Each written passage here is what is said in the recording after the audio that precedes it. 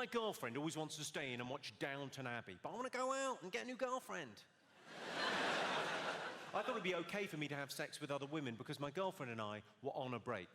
But apparently, I ruined that weekend at Centre Parks. I was going to tell you a story about the poshest place I have ever been. I got invited last year to Clarence House, where Charles and Camilla live in central London. I got invited there. I'm involved in this hospice charity because I'm such a fucking terrific guy. Not because I was press-ganged into it. No, no, no. Maybe a little. Anyway, I'm involved in this thing. So Camilla is the patron of this great charity. So she organised, like, drinks and a concert and dinner in her home to, you know, thank the corporate sponsors and to get more people to donate money, raise a bit of money, raise awareness, that sort of thing. In her home, though, she put on this event. So we're all in her front room, literally Charles and Camilla's front room. It's the most ornate, like, high, beautiful sort of ceilings, and they've got a telly and a couch in the corner like normal people might have, but every square inch of mantelpiece and shelf and sideboard has got a beautiful object on it that they've been given by visiting dignitaries or they've picked up on their extensive travels of the world. It's a very intimidating space to be in. So we're all standing there having a drink, and she's coming around saying hello to everyone, and she gets to me, and because I'm a dick, as I feel we've established, she gets to me and goes, "Oh, how are you involved?" And I went, "Never mind about that. Have you seen Cash in the Attic?" Because we're sitting on a gold mine here. And to her credit, it's absolutely true. She went, "Yes," winked, and fucked off. Brilliant. I did another weird royal thing last year. I did the Jubilee. Did anyone see the Jubilee? I did a little thing where I had to introduce Grace Jones in a hula hoop. Nice work if you can get it. In order to do that, I had to get past security at Buckingham Palace. Here's what it consisted of. So I met an armed police officer. His only job is to guard our Queen, to make sure that no one steals our Queen and uses her head to photocopy it and make their own money and stamps. I don't know. So I walked up to this armed police officer outside Buckingham Palace. I said, "Security." He went, "Yeah." Here's his question. He said, "Are you in Al-Qaeda?" I went, "No." "As you were." I thought, this guy seems fun. So I asked him, I said, "Does anything funny ever happen when you're rolling with the Queen?" He said, "Yeah. I'll tell you this story. Has to be in confidence, though." I said, "You can trust me." He is not a good judge of character. I'm also in Al-Qaeda. No, I'm not. Or am I? No. So he told me the story. He said the Queen, her whole entourage, she travels with about 15 people. They went up to Glasgow last year. She was opening a drop-in centre for homeless alcoholics. Of course, in Glasgow. Where else would you fucking put it? It's very much ground zero for homeless alcoholics. It's their biggest export. So the Queen's there, and she's cutting through the ribbon like a fucking ninja, and all the usual suspects are there. There's the mayor, there's the local dignitaries, there's the chairman of the charity, the people that work in the local office, and they got a couple of the homeless guys, the alcoholic homeless guys from Glasgow, that the charity has helped in other locations, suited and booted, washed and brushed there to meet the Queen, so that she could see the people that have benefited from her kind works. Lovely. So the Queen, as we all know, has only got one bit of shtick, which is the question, "What do you do?" That's her only question. She doesn't point like that, that'd be mental. But that's her only question, "What do you do?" That's all she asks. She said to a Scottish alcoholic homeless man, "What do you do?" And he came back, rather epically, I feel, with, "Same as you, nothing."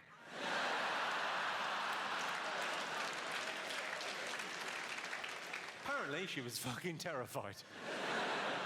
A friend of mine, quite recently, a couple of months ago, got proper, old-school flashed. Guy in a Mac, at dusk, in a park, one of those. Sorry, I've added that. I don't know if he did that.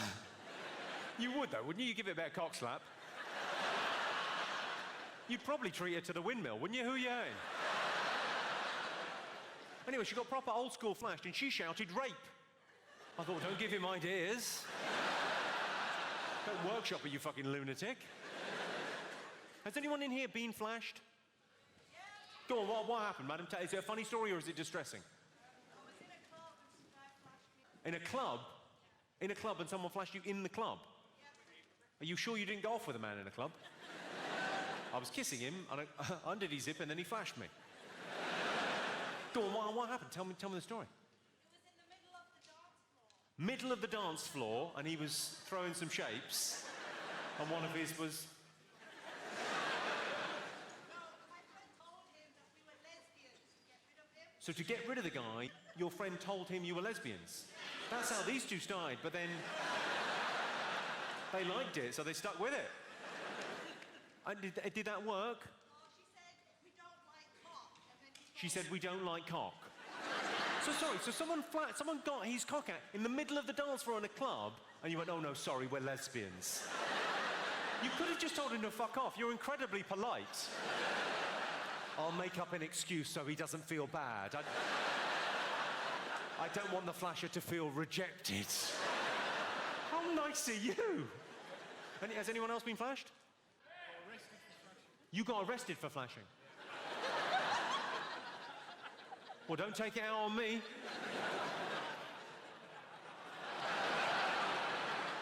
What do you mean you got arrested for flashing? Well, I was going for a piss. You were going for a piss? This sounds like bullshit to me. You were going for a piss. Where were you going for a piss? Set the scene for us. I've never met anyone that's flashed. Go on. It's going for a piss in a primary school. In a car park, okay. In a car park outside, you're going for a piss. Caught short. Late at night, fine, okay. Yeah, and I needed a piss, so I went up against a tree. You went up against a tree? Yeah. Turned out it wasn't a tree, it was a fat girl?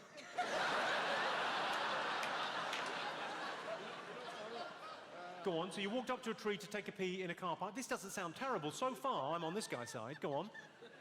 So there was a woman in the trees. There was a woman in the trees. Sounds like you've broken dogging etiquette by pissing on someone. So you went up to take a piss on a tree, and there was a woman in the tree. She was walking, there's a pathway. She was walking, okay. And it was outside a police station. And it was outside a police station. What kind of a fucking idiot are you? You went for a piss in the police station car park. Why don't you just turn yourself in? That's a cry for help if ever I heard one. Lock me up before I hurt someone. And what, did she scream? Did she complain? What happened? No, she went into the police station and they came out and arrested me for indecent exposure. They came out and arrested you for indecent... Is it because you're a bit ginger? Do you think they would have let you off if you hadn't been quite as... I'm sorry about these lights as well. We could well be giving you skin cancer.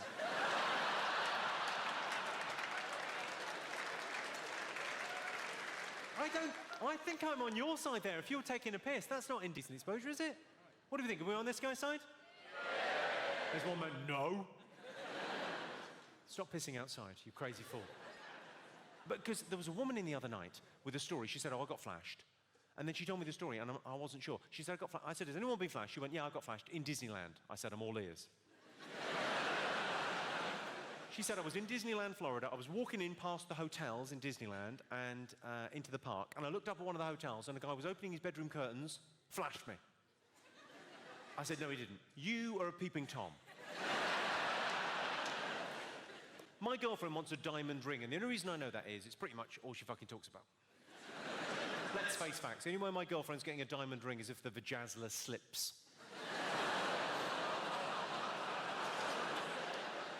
I don't really understand the Vagazzle. I mean, I know what a Vagazzle is. I know what it is. They whip away all the hair from your foo-foo, and then they diamante it. I say they, I imagine you get some Pritt stick and glitter and have a crack yourself. Have a sparkly crack yourself, you're welcome. I just don't know who that's for. I've never met a man who said to me, oh, I love vaginas. But I wish they're a bit more zhuzhy. A few more sparkles wouldn't go amiss. I want a glamour puss, a showbiz entrance. Has anyone had a Vagazzle? She had. What motif did you go for, madam? You had a heart because you were embarrassed to ask for... Like something spectacular. You were embarrassed to ask for something spectacular. So you were fine with someone putting glitter on your fanny, but you went, I don't want to ask for anything embarrassing. How adorable. And was it for a special occasion, or was it just... No, I just thought, why not? You thought, why not? Well, plenty of fucking reasons. Basic hygiene. Your boyfriend could chip a tooth. And it was definitely a proper Vagazzle, not a Liverpool Vagazzle, which is just a euphemism for herpes.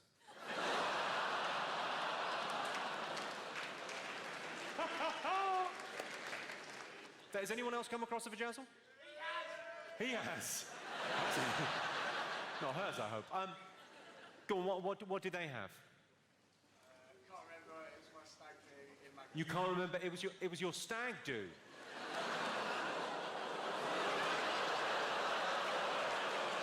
Oh, you can't remember anything. Sounds like a Liverpool Vagazzle to me. No, love, I don't know what happened, it's just really itchy. Fucking hell.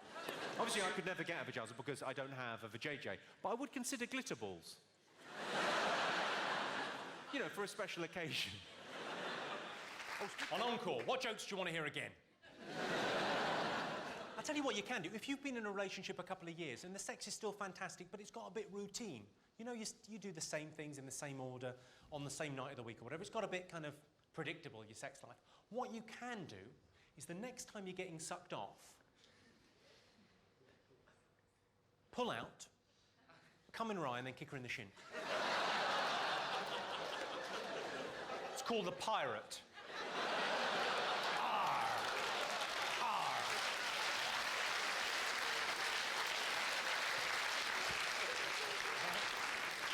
I saw a homeless guy getting off the bus. I thought, how does he know it's his stop?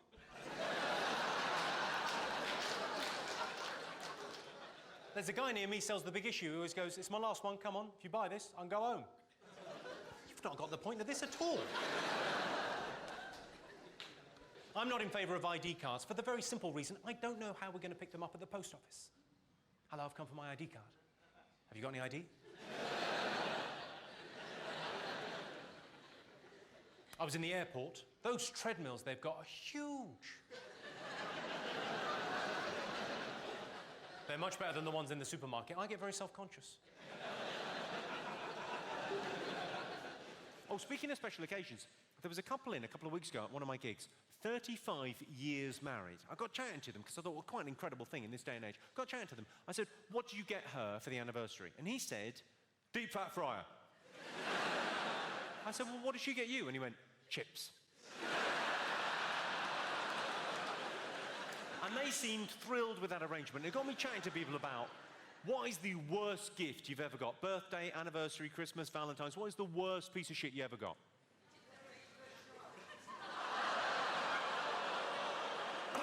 We've had a heckle. Go on, what was that, sir? A little bit louder.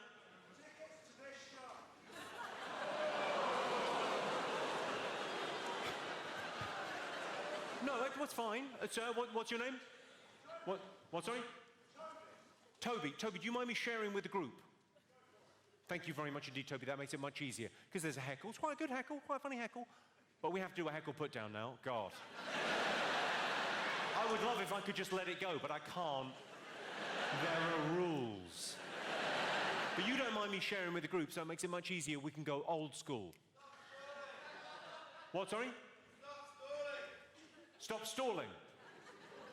Don't panic, sir. I've got this. I'll have to put you on arsehole waiting.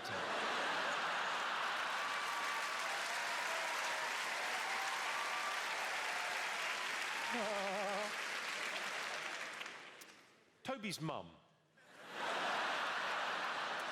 is so fat. She's a fucking disgrace, Toby. Your mum is such a chunky monkey wobble slob. Fatty boom batty blubbernaut. She's so fucking fat, when she fell down the stairs, I thought EastEnders had finished.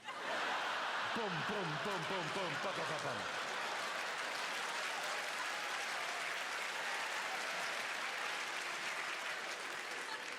True story.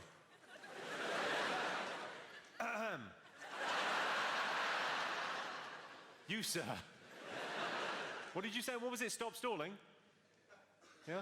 What's your name? Gary. Are you trying to say Gary? Watch me. Gary. Yeah. The fuck is that?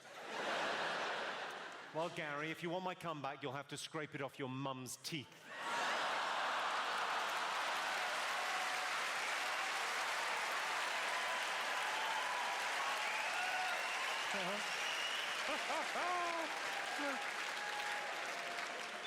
Worst gifts. What's the worst gift? What, sorry? You got a bread maker.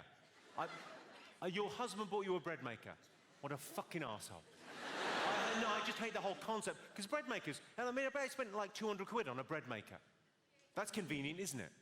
Because you don't live near shops and bread isn't fucking cheap. Oh, I'll just make my own. That's fine. Because the ingredients cost more than a loaf of bread, but don't worry about it. So what did you get him? Instead of an engagement ring, you got a bread maker instead of an engagement ring. You broke up with him, right? You've just divorced him. Yay!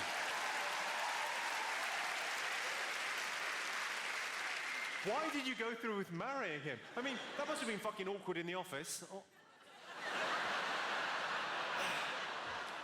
Look at this. Oh, it's a nice one, sparkly. You poor thing. Any other bad gifts? You got what, sir?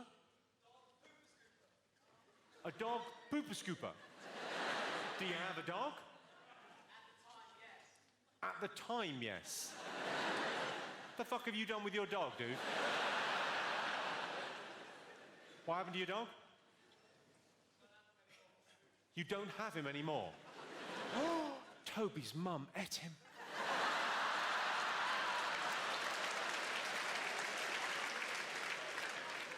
The fat bitch. Sorry, dude. Any other bad gifts? What'd you get? Nothing.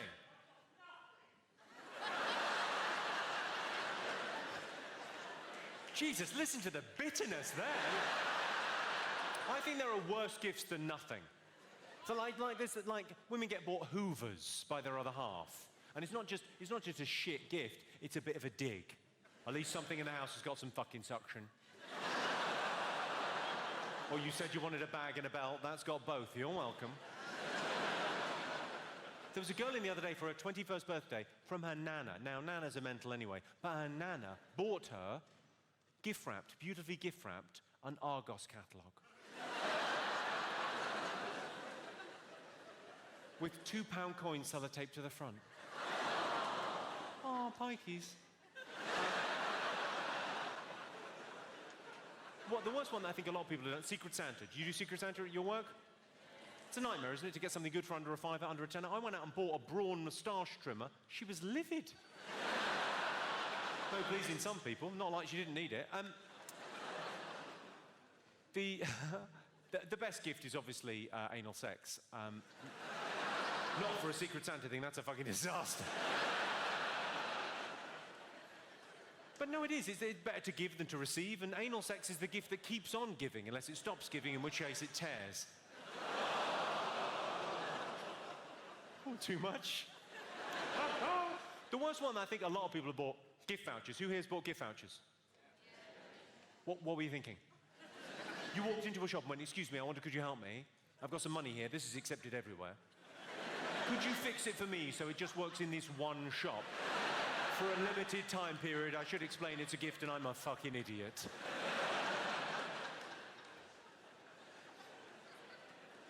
It's a great feeling when you get a woman you've been chasing for miles. I've known thousands of women in the biblical sense, and by biblical sense I mean made-up women that don't really exist. A lot of people just drift into relationships without really thinking about it, and we call those people men. A lot of men say when they first get together with a woman, they can't initially tell if it's the real thing, but I can, because I've got a special little indicator that sticks up. Come on in, sit down. What's your name, madam? Alexa. Alexa. And what is it, some sort of cystitis? What's the matter? What do you do for a living, Alexa? Lots of things. You do lots of things? Yeah.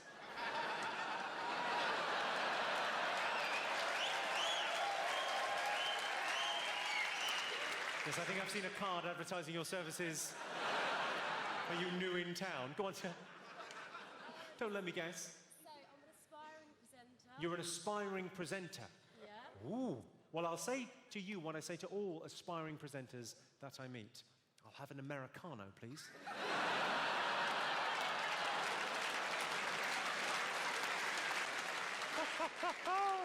Oh, I fucking love my job. Gentlemen, do you remember what you were doing the first time you told a woman that you loved her? I do, I was lying. Don't give me that look, it worked, I fucked her. We went out for a drink the other night, me and my girlfriend, and we were chatting about what people actually think about when they're having sex. Not a conversation I would recommend. She said to me, what kind of a man fantasizes about his partner's friends whilst he's actually having sex with his partner? And I said, promise you won't get mad. What do you think is the most important thing in a relationship? Give us a shout. Sex. How long have you been together with your woman? 4 years, and sex is still the most important thing. Well, you, sir, are a liar. Up to 2 years, I would give you. Up to 2 years is fine, but sex is the most important thing. You're ripping each other's clothes off. It's fantastic. After 2 years, what's that coming up on the inside? Coming up pretty fast. Sky Plus.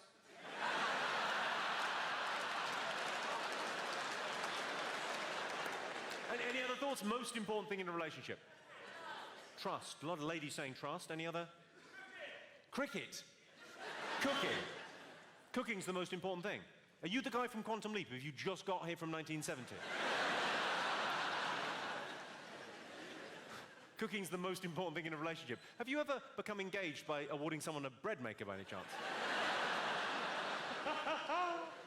Not the weirdest answer. The weirdest answer I had recently. I said, what's the most important thing in a relationship? And a bloke went, consent.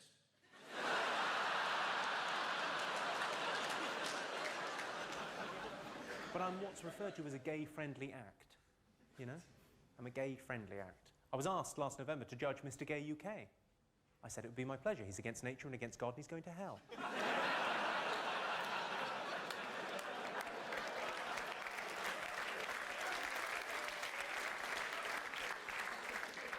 I think it's okay to tell that joke because it's almost impossible to offend a homosexual man. You know, because let's face it, if they're doing that for fun. If your idea of a good time is a cock in your ass, what do you care?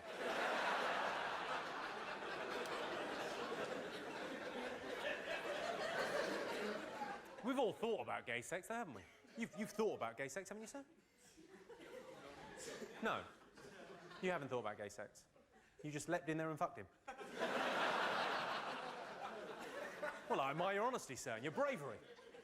I've thought about gay sex. I thought, oh, my cock will get covered in poo.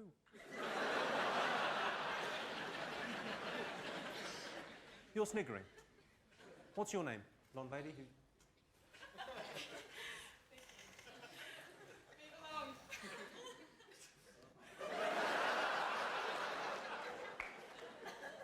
Move along? What are you saying, Vicky? Dance for me, monkey boy? Is he your fella?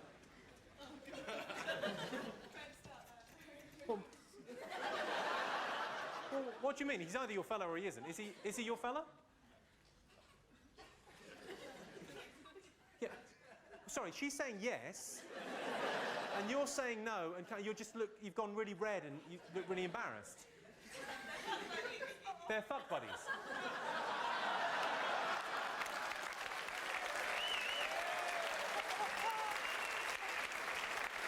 Oh!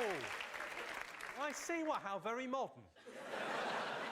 How very 2005. So you're not going out with each other, but you are fuck buddies. That is fantastic. Can we just all take a moment to, you know, congratulate that man there?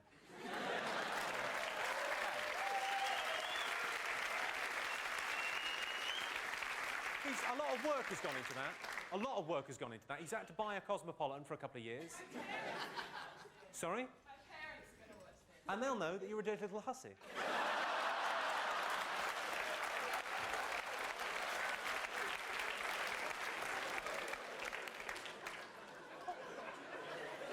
The great thing about that is that he's convinced you that, yeah, we don't need a relationship.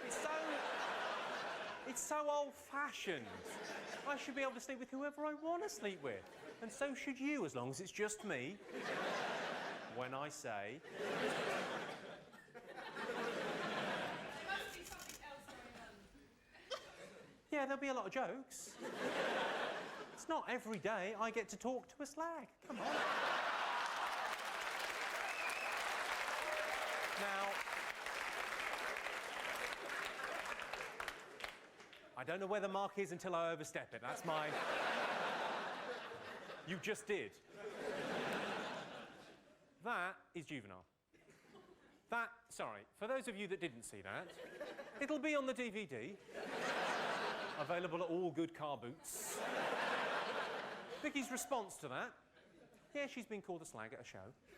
That's not good in anyone's book, and I apologise for that unreservedly. But did you really need to do that?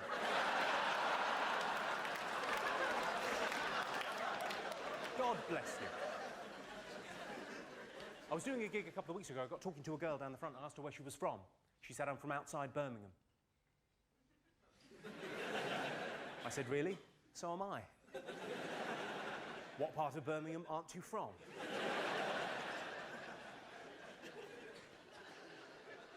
Get well soon. Get well soon cards are difficult because it says it all on the front, doesn't it? Get well soon. That's all you want to say. So, you know, what do you write inside? Here's what I'd suggest. Or your wife will start looking elsewhere. Motivation. What about when get well soon is not appropriate? Yeah? I've got a friend, he's quite seriously ill. Getting well soon would be miraculous. Getting well at all, we're told, is a long shot.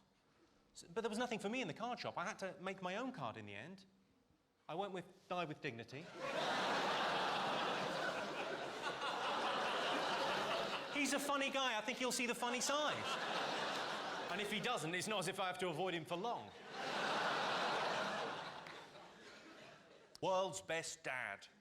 If you want to see your kids again, leave £10,000 in the bins round the back of Dixon's.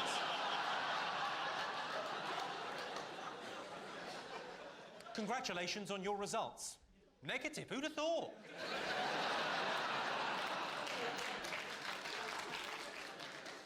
Good luck in your exam. I'm sure it's benign.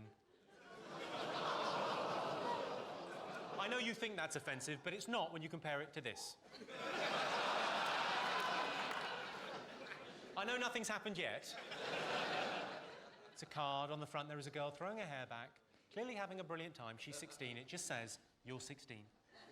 And then inside I've written, but it's still our little secret. Lots of love, Dad.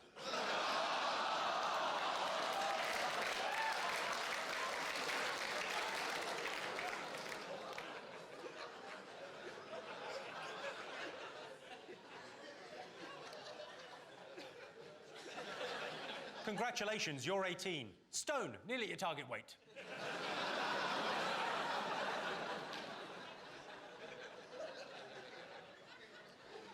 I'm having to do a lot of baby cards recently because a lot of my friends are having babies, and you've got to do the card for when the baby arrives, but also the one when they find out they're pregnant. So, first one, you're having a baby.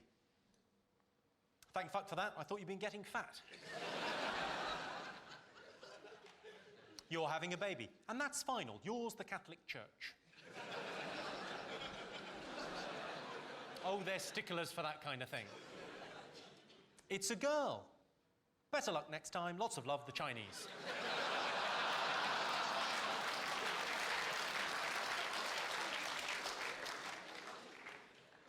Is anyone celebrating anything this evening? Is anyone a birthday, anniversary, anything going on in your lives?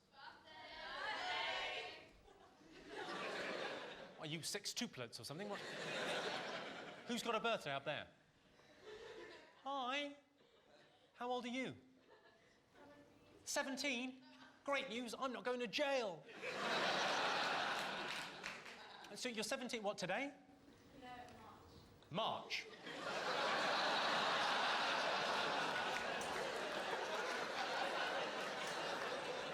No, sorry, you've misunderstood. You come and sit with her.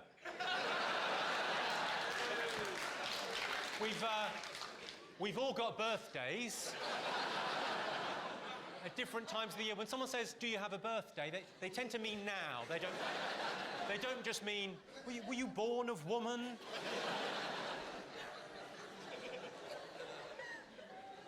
March, you can fuck off.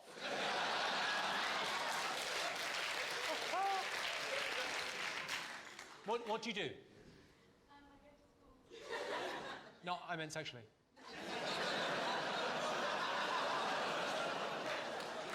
She's 17, that's fine. It's not fine, it's deeply creepy. By the way, that woman gave me a thumbs up, though. Thanks for that. Yeah, you pop up there and groom her. I'll be up in a minute, you bloody weirdo. Has anyone else got a birthday? More legitimate. You've got a birthday. How old are you? 26. You're 26 tomorrow. OK, well, that's a what's your name? David. David, all right, I'll write your card, David. What do you do? You're a doctor. OK.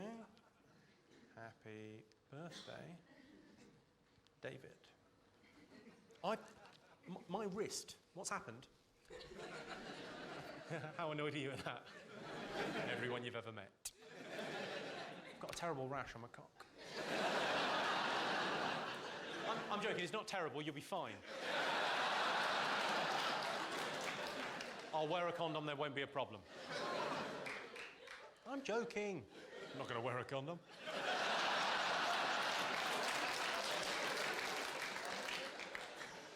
So you're a doctor. What kind of doctor are you? I like paediatrics.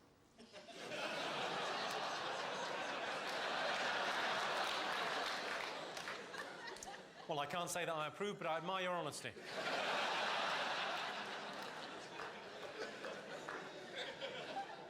Happy birthday, David.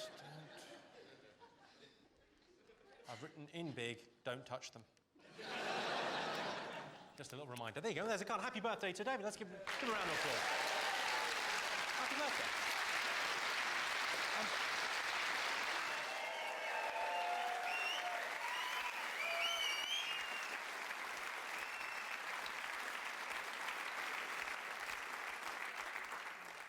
I don't know if that's ever happened to any of you, if you've ever had kind of quite a good day at work, you got everything done that you need to get done, it's all gone well, and then you've been kept behind at the end for some reason. Anyway, thanks very much. Right, the encore. I suppose I better do some more jokes. Really? How many do you want? 10. I could do 10. Should we count them down? Yeah, all right, why don't we count them down? Fuck it. I've got a friend, she's got a theory. She reckons the way to drive a man wild with desire to nibble on his earlobes for hours and hours. I think it's bollocks.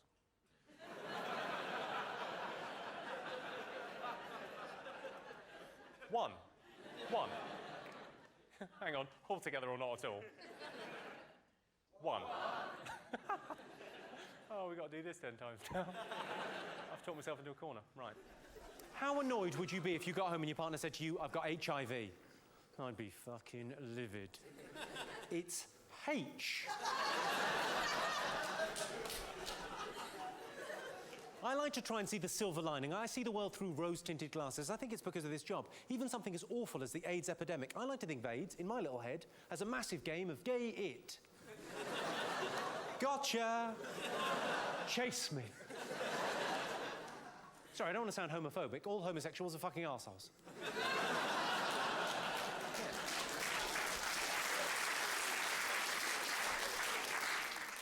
And why not? It's a bloody good laugh. A lot of Americans are still bizarrely touchy about the Twin Towers, but what you have to accept 7 years on is we needed a new Wembley. If you think that's offensive, wait for this. I've had an idea for a money-making scheme, Twin Tower Jenga. That's not even it. The hook is, when one of the towers collapses, you shout, Jihad! Osama bin Laden, say what you like about the man, he is world hide-and-seek champion. I was out in town earlier, I saw a disabled toilet, someone had written on it, out of order. I thought, I know what disabled means. When I was a kid, I was never scared of the Daleks. I used to be spooked out by the Daleks, but whenever they'd come on, I'd just go, well, if they ever came here, I'd just go upstairs. They can't get me if I go upstairs. But now when I watch Doctor Who, I'm petrified. Because of all the wheelchair access we put in everywhere. They can get anywhere they fucking like now. We're sitting ducks. It would be remiss of me, ladies and gentlemen, not to talk to you all about the environment, because that is the big issue, which has upset the homeless no end. A carbon footprint is a metaphor for the mark you leave on the earth as you walk through your lives. Of course, I don't have one, because I drive everywhere. And it is twice as bad if you're Christian, because you've got Jesus traipsing alongside you. I don't think they should have called it global warming. I think they should have called it Earth Toasty. Or Planet Snuggles. Just all sounds too nice, doesn't it? If we don't do something now, we could end up as snug as a bug in a rug. Trying to take global warming seriously, but, you know, what can you do? I'm driving everywhere at twice the speed, so I get there in half the time. And I've stopped eating Fox's Glacier mints. I tell you who I feel sorry for when there's flooding in the UK. I feel sorry for the fire brigade. Because they get 5,000 phone calls a day when there's flooding going, "Is that the fire brigade? My house is underwater." Yeah, we're not really trained for that. That's almost the opposite of what we do for a living. Do you want to give us a buzz back if it catches light? Okay, bye-bye. Tell you who annoys me when there's flooding. The guy in the high street in a canoe. Every bit of news footage, there's a guy in the high street in a canoe going, "Have you not got a canoe? Have you got a car? I've got a canoe." Who's that smug twat? And where the fuck is he going? I'm off to Boots. I've never been in a canoe. I should really write a joke about a gay dinosaur dancing.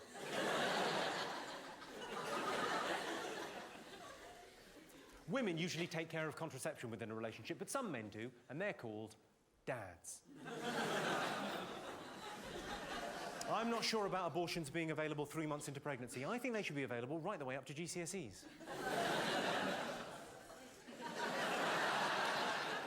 I like the phrase performed an abortion. Do you think anyone's ever gone, ta-da? A lot of people are worried that the artificial creation of sperm in laboratories means that men are essentially obsolete now. Women don't need men anymore because they can artificially create sperm in laboratories. What do you think about that, ladies? Yeah. Luckily, they keep the artificially created sperm in jam jars. So you still need us to...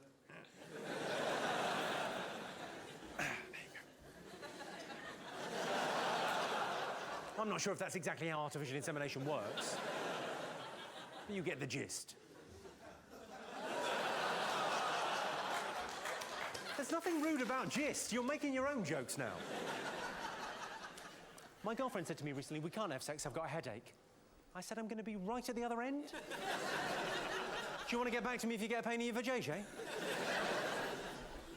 That's right, I said vajayjay, what of it? I've got an awkward question for you. It's awkward whether you're here on a first date or whether you're in a long-term relationship. It's awkward for everyone. Should you spit or swallow following oral sex? Gargles. Well, there's a fella there that loves the taste of spunk. Now, it's an awkward question. It's very much the cutting edge of sexual politics. I'm going to sort this out for you once and for all. You'll never have to think about it again, ladies and gentlemen. Should you spit or swallow following oral sex? It doesn't matter. Once I've ejaculated, I'm asleep. You can do what you fucking like. You can gargle the national anthem for all I care. As long as it doesn't wake me up or interfere with you calling your cab.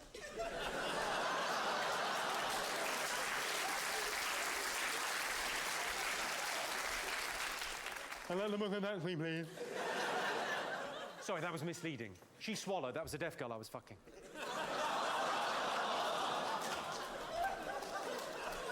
If you've got deaf friends, you should never do the deaf voice. Just say things like that. That is pretty much kryptonite to the deaf. If you really want to fuck with deaf friends, say things like that. Because then they know you're saying something. Blah, blah, blah, blah, blah, blah, blah. Blah, blah. How was the deaf girl in that joke using the phone? If you're deaf and you're offended by anything you've heard, I'm going to leave you with this, ladies and gentlemen. It's been a pleasure talking to you. I'm going to leave you with a story about shouting out. I like it when people shout out, when they join in life, whether it's at a comedy show or just out in the world. I was at a tennis match 8 years ago, watching Tim Henman play. I'm a big fan of Tim Henman. Anytime he wins a point, he pretends to punch a midget.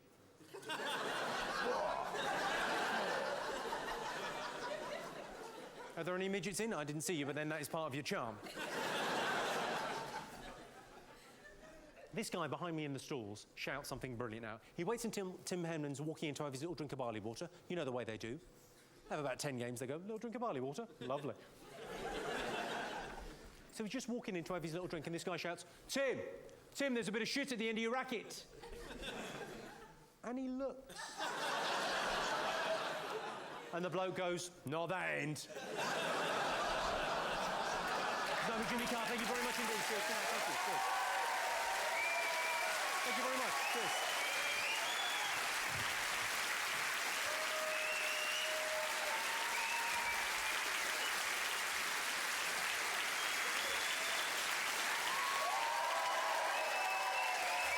Thanks very much. Cheers. That's nice of you.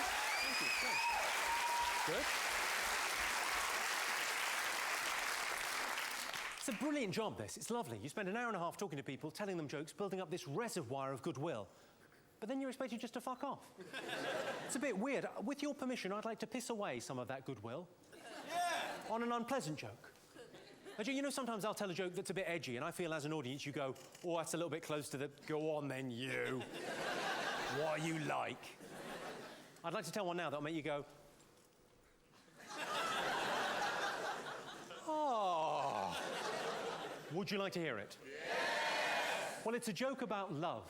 Can love conquer all? Or do the practicalities of life get in the way? Well, a great example of this is May to December relationships. Relationships where there's a bit of an age gap. Can love conquer that divide? Or does life get in the way, the practicalities? There's probably as many different opinions as there are people in this room. Here's my opinion, for what it's worth. I think you know a girl is too young for you if you're having to make the aeroplane noise to get your cock in her mouth. Here comes the train into the tunnel.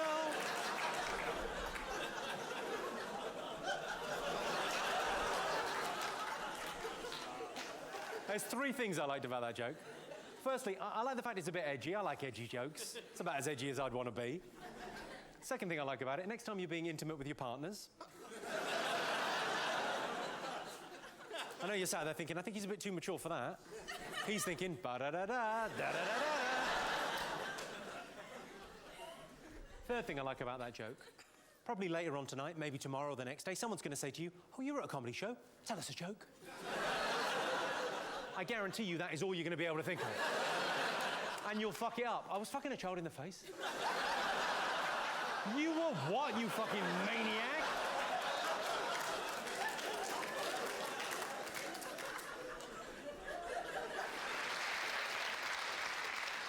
Have you ever looked at a bill in a restaurant where it says service not included and thought, no, it wasn't, was it?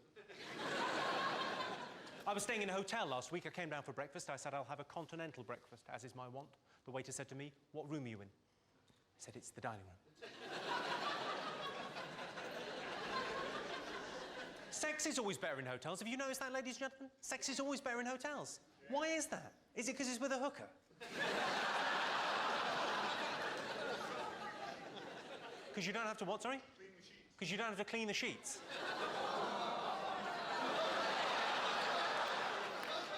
How are you fucking her? That there's a whole... Maybe later, Jimmy. Maybe later. Oh, I see. A little bit of the bum sex going on. I always think you know you're doing something bad sexually. Bad in a good way. When you think we better put a towel down before that happens. You think you always know we're doing something a bit experimental. Yeah, we better just cover that first, because I've never done this before. It could end badly. I don't even know if you're going to make it through, but good luck, love.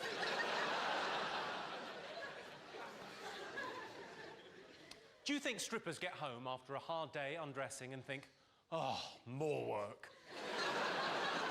Da, da, da, da, da, da, da. I realise that's the worst mime of a stripper. I'd love to go to a strip club where they just went like that. That's my vagina. Have a butcher's. Show's over. I've discovered, incidentally, the worst thing you can say when a stripper is performing. I was at my friend Toby's stag do, and we booked a stripper, but she fell through on the day because she was unwell. So the agency sent us a replacement. Anyway, there's 20 of us in the basement of a restaurant in West London watching this girl do some fairly grisly things, which I will come to later. And Lee turned to Harvey, and he whispered, and I don't know where he learnt to whisper, I'm guessing in a fucking helicopter. Because we all heard. He went, yeah, I heard the fit one let us down. It echoed round the room. That's how big her vagina was. She was doing some fairly horrible things. She was doing a thing with a bottle. I was disgusted. Red wine with fish?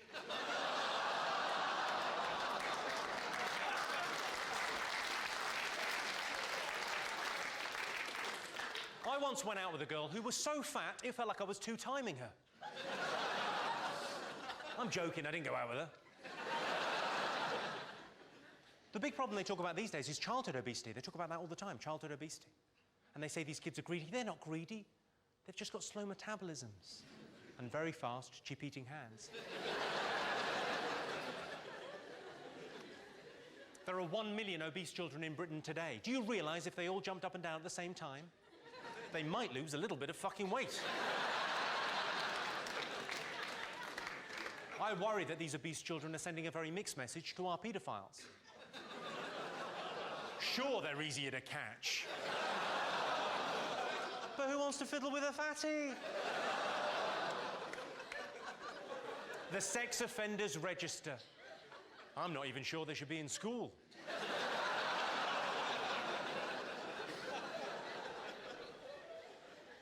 Screaming in bed, ladies, that's all very well, screaming in bed. Fine, express yourself. But why does it always have to be the same thing? Ah, you're on my hair!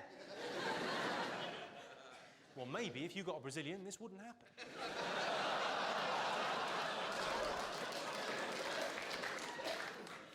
Fine. A very common male fantasy is to have 2 women at the same time. One to cook, one to clean. Easy there, I'm joking. They want to fuck them.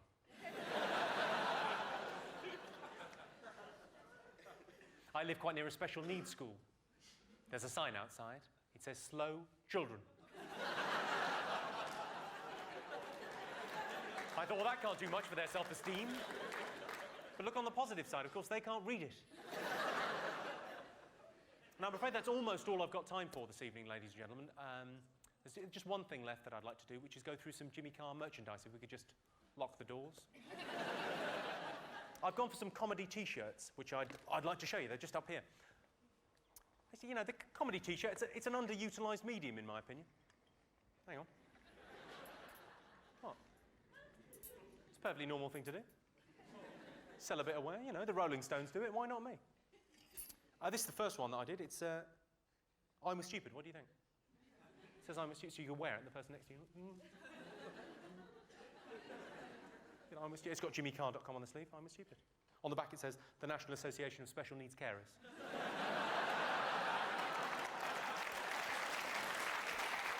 Who thought that was it? It says, my girlfriend went on a UN-sponsored trip to investigate child labour in the Far East. And all I got was this lousy T-shirt.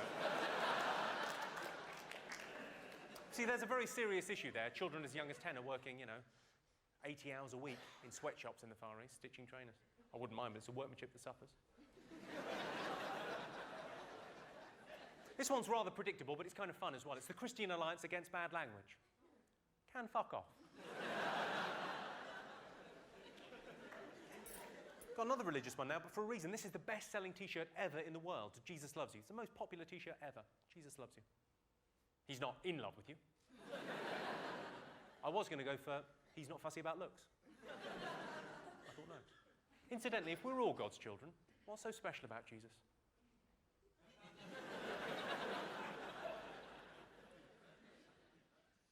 This is love hurts. It's a nice sentiment, isn't it? Love hurts. Sort of shows a sensitive side. Love hurts. Try a lubricated finger.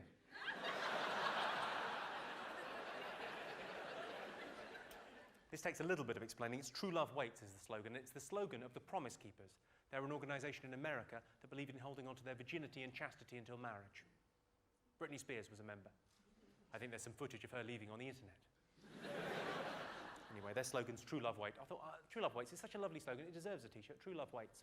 Pulls out and comes on her tits.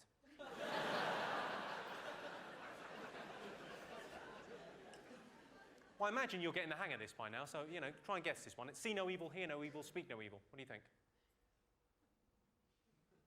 No idea? See no evil, hear no evil, Speak no evil. Rohypnol.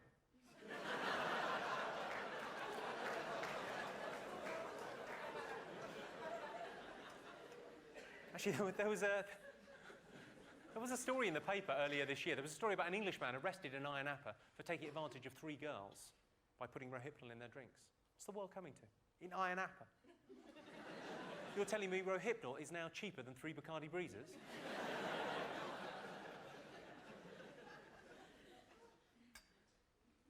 Now this is a picture that the man on my right, your left, is on fire. Can you all see that?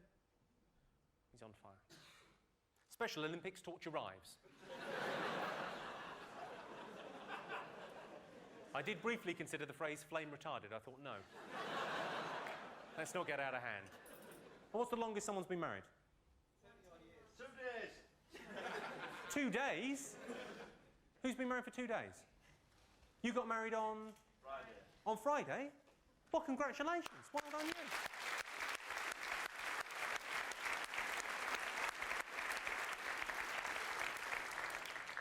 And can I ask, is she pregnant or is this a proper one? Sorry? Done that already. You already have a child, and now you got married? Get out. Get out of my house! Well, that's a lovely thing. Oh, well, congratulations. Thanks for coming. Wow. You know, you've married that guy. He looks like a great guy, looks amazing, and clearly he set the bar pretty low early on. Where are we going on our honeymoon? We're going to see Jimmy Carr live.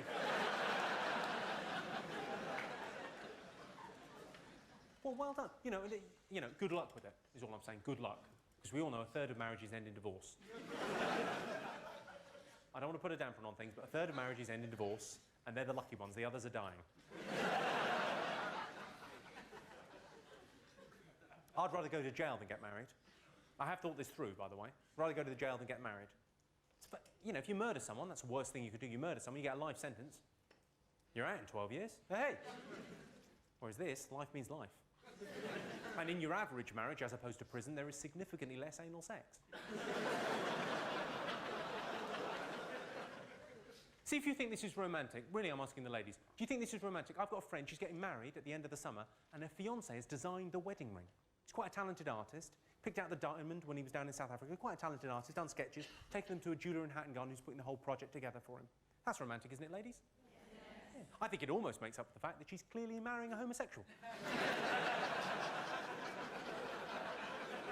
She's going to have an amazing ring, not much of a wedding night.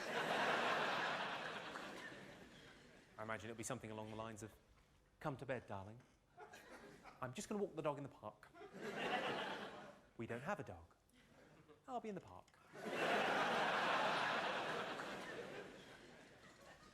While we're on the side, is anyone in favour of gay marriage? Who's in favour of gay marriage? Yeah. By Shanga, who's in favour of gay marriage? Yeah. I'll tell you why you're wrong. Gay marriage will inevitably lead to gay divorce, and that will be bitchy.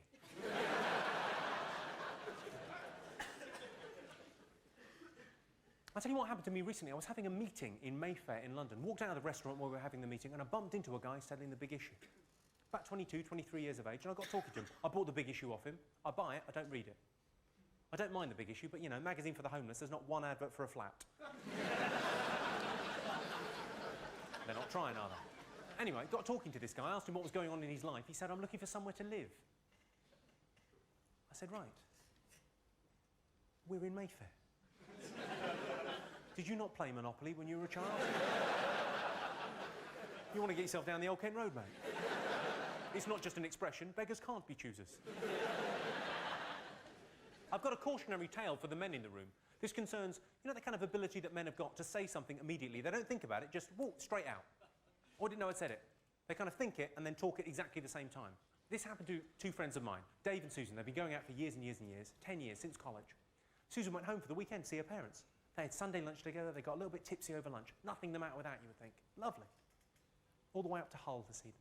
Got drunk over Sunday lunch. Somehow the topic of wife swapping came up. And her parents, for a joke, said, "Oh, we were terrible for that back in the 70s. Oh, keys in a bowl at a party. Oh, terrible. Oh, always doing it. We don't know who your real dad is." They said that to their daughter. Now, she was fine at the time because she was drunk at her lunch. But then on the train ride home, she starts to feel a bit grimy and horrible and, oh. And eventually she works herself up into a real state. She thinks, well, maybe it was a joke on me. Maybe they were joking, but I was the butt of the joke. Maybe they did do that in the 70s. Maybe he's not my real dad. Oh, God.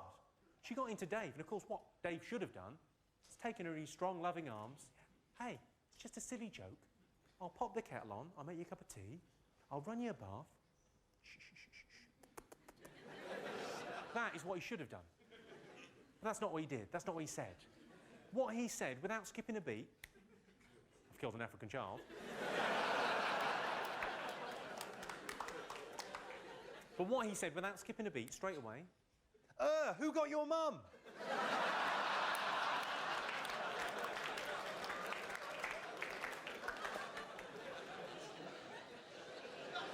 Oh, bless her little heart. What are you making of the rest of the show? Or are you just enjoying the spangly things?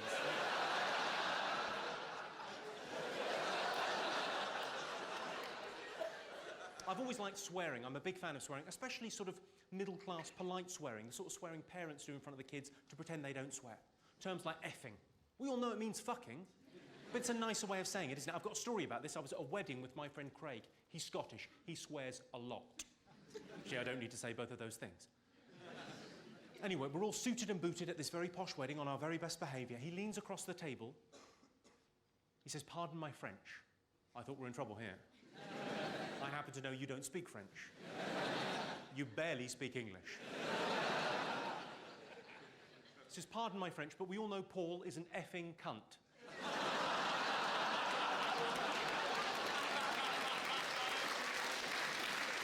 As if that's the bit of the sentence that needed cleaning up there. I tell you what I think we're shit at as a nation. I think we're terrible at languages. Would you agree with that? I think the British are terrible at languages, and I think that's why at one stage we had an empire. I think our arrogance got us an empire, because we got sailing ships and we went off around the world trying to buy stuff to bring back to show off. That's what you do on your holidays. We arrived on the shores of a foreign land, we got out the boat and we said, "I'd like to buy some spices, please." I'm getting nothing here, Jeremy. Say it a bit louder. Right you are. "I'd like to buy some spices, please." Still nothing. "Well, I'll fetch the muskets, we'll build a railway, in 200 years they can have a call centre."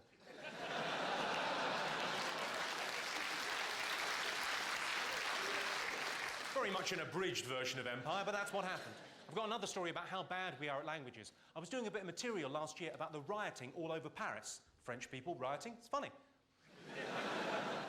"Oh, quick, Pierre, they have a water cannon. If we're not careful, we'll be washed." And I wanted to check I hadn't offended anyone, so I said, "Are there any French people in?" Someone shouted, "Si, senor." I thought, that's a new kind of stupid. Because it's Spanish.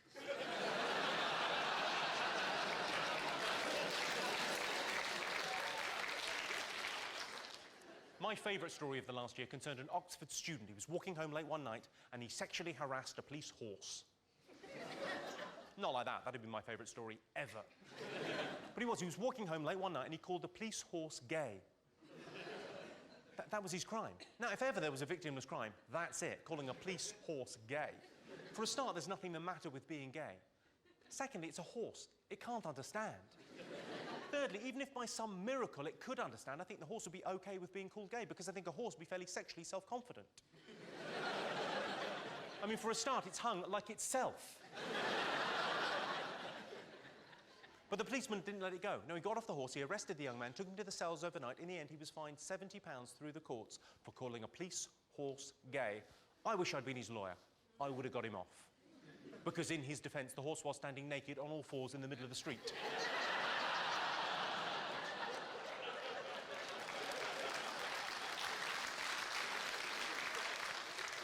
With a uniform man on his back. That is quite gay.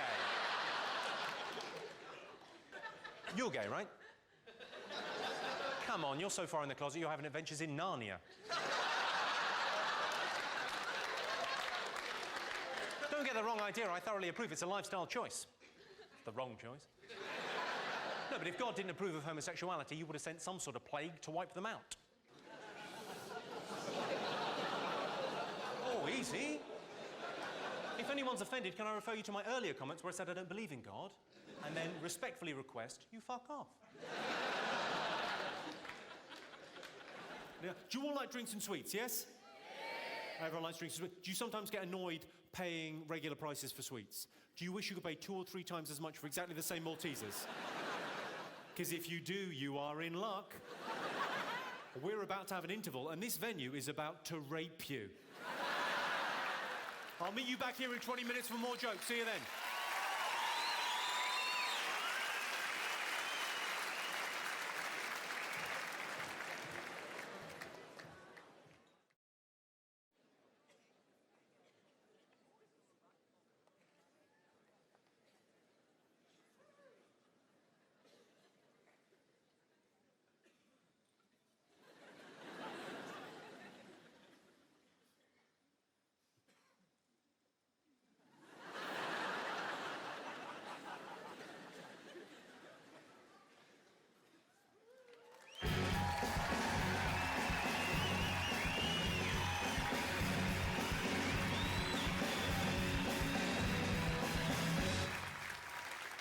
Do you ever get that thing where you walk into a room and you totally forget why you've gone in there? You just kind of go, what am I meant to be?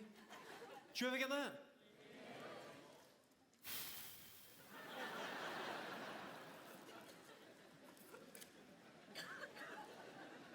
What? Are you cat people or dog people? What would you say, cat people or dog people? Because to me, it all tastes the fucking same. People of restricted height. Some of them don't mind being called midgets, but they hate being called dwarves. Some of them, fine with dwarf, hate being called a midget. So what are you going to do? What I do is I call them all Oompa Loompas. None of the little fuckers like that, do they? Are there any midgets in? I mean, I haven't seen any, but then that's part of their charm. They could be. I don't look down on dwarves. That's probably gone over their heads. How could I stoop so low? Life's too short. And just because you're a midget doesn't make you any less of a person. Truth be told, I fucking love dwarves. But I never tell them that I love them because I don't want them to get big-headed.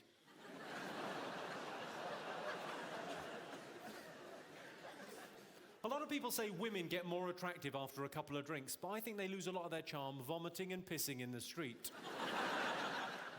Welcome to Glasgow. They just put speed bumps outside my local school. Wow, I'm pretty sure it's a speed bump. I'm 90% sure it was a speed bump. With a satchel. I make my own vegetables. I've got a hammer.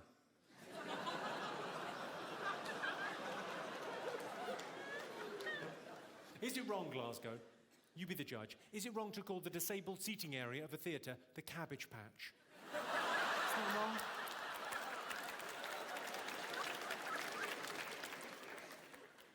Double amputees, you got to hand it to them. But they will drop it. If I lost both my arms, I'd probably just shrug it off. I had a guy, I was doing a gig on this tour, I was telling that joke, and there was a guy sitting where you're sitting, right down the front there, missing both his arms. And he laughed at that joke, but then at the end I noticed he wasn't applauding.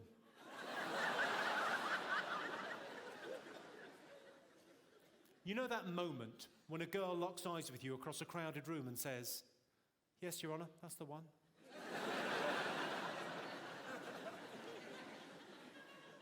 I saw a headline in the paper, it said, "Rapist strikes." I thought, what does he want, better paying conditions?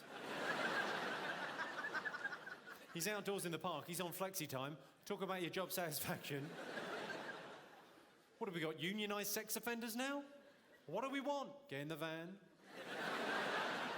When do we want it? Get in the van. Women ask weird questions. Well, the women in my life have always asked weird questions. My girlfriend said to me recently, she said, "Which of my friends do you think is prettiest?" Well, that's what she said. What I heard was, "I fancy a fight." I don't know much about women, but I know there is no correct answer to the question, "Which of my friends do you think is prettiest?"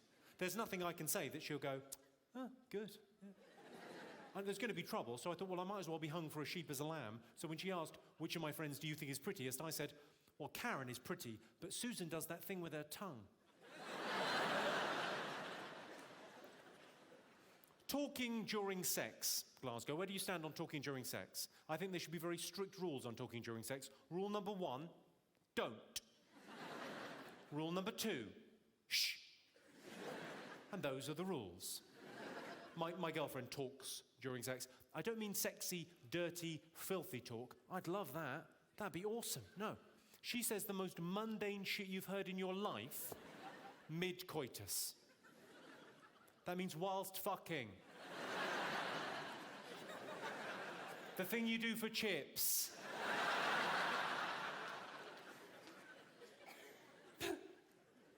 I'll give you an example, okay? So a couple of weeks ago, we were making love. I'd made her do it love. We were about halfway through.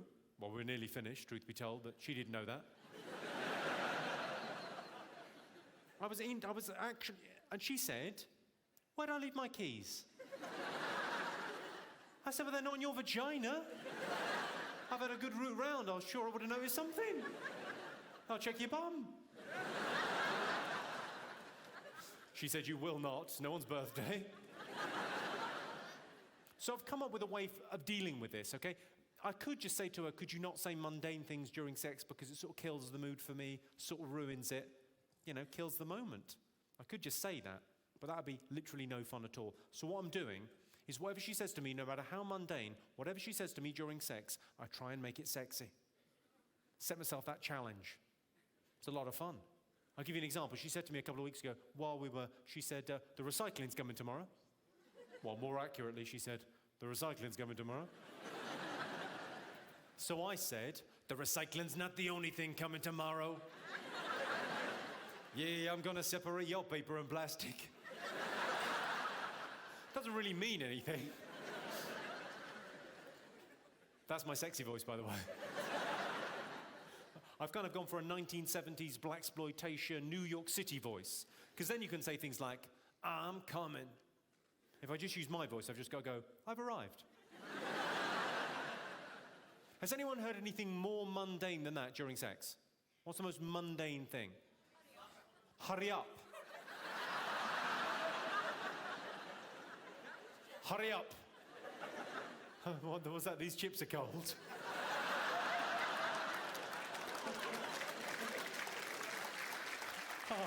Oh, bless. Any others? What, sorry, what was that one there? Rather cold today.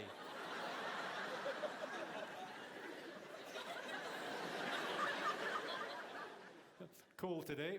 Aye. That's like small talk at a bus station.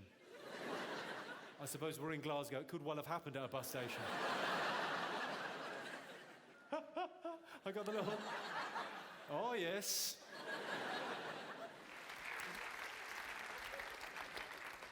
Oh, marvellous. Imagine your family tree's a straight line, is it? It's just a piece of timber. Sorry. I may have misjudged this. It looks as if there's going to be a short fight after the gig, which I imagine I'll be losing. Is she? Do you think she got bladder problems? Maybe some sort of yeast infection, I'm not... We'll ask her when she comes back. I just hope she hasn't got any vaginal difficulties. It's a lovely word, though, isn't it, vaginal? Oh, clearly not. I've got a friend that picked up 2 girls last week. I said they're like buses. He said, yeah, you wait ages and then 2 come along at once. I said, no, they are like buses. Someone came up to me and complained about that joke a couple of weeks ago after a show. Quite a big-boned girl. She said to me, I think you're fattest. I said, no. I think you're fattest.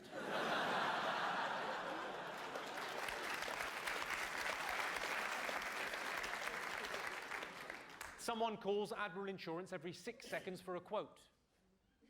What a nutter. Environmentalists tell us that every day an area the size of Wales is destroyed. Why is it never Wales? So are there Welsh people in this evening? You're from Wales? Well, don't worry. Do you know what the most common crime is in Wales? No. Hang on, I've got to ask someone about her foo-foo. It's a long time for a pee, you all right? You're fine? You sure? Is that better? Bless you. Sorry, I was just talking to your friend about being from Wales. Do you know what the most common crime is in Wales? Have a guess. What guess?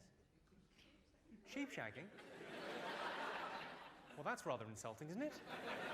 And to add insult to injury, you're wrong. It's not sheep shagging. It's actually ram raiding. The second most common crime is having sex with a minor. If anyone's offended, just look for the other meaning. You'll be fine. I bought my girlfriend a book called Cheap and Easy Vegetarian Cooking, which is ideal for her because not only is she a vegetarian, she's reading a book at the moment called Women That Love Too Much, which I think could have the title shortened to Sluts. The reason old men use Viagra is not because they're impotent. It's because old women are so very ugly.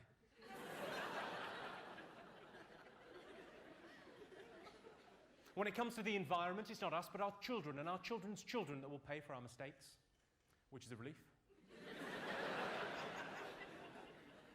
No matter how much you give a homeless person for a cup of tea, you never get that tea.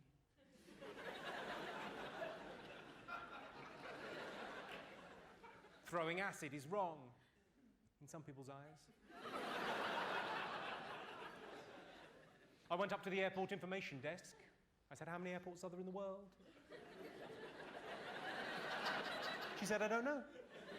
I went up to the check-in desk. The girl said to me, window, seat or aisle? I said, window, seat or you're what? Are you threatening me? She said, no, calm down. Window, seat or aisle? I said, I'll have a seat.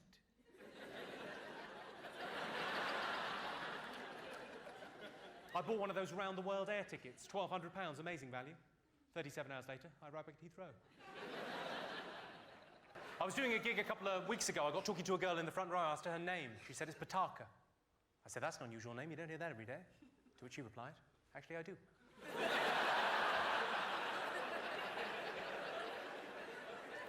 I don't know, does anyone in here use Vodafone products by any chance? Anyone? Mainly people over there. I imagine that's where the reception is best, is it? Now, I don't use Vodafone products, not because they're not good products. I'm sure they're reasonably priced. I'm sure they work reasonably well. But I don't use them because I don't like their advertising slogan. It's join the world's largest mobile community. Now, correct me if I'm wrong. That's the gypsies. No offense to you. If you want to dress in that manner and live in a lay-by, it's very much up to you. Can't believe you went like that. Well done. Good. What's your name? Scott. Well, don't feel bad about everyone laughing at you, Scott. It's fine. You and I both know they all need clothes pegs.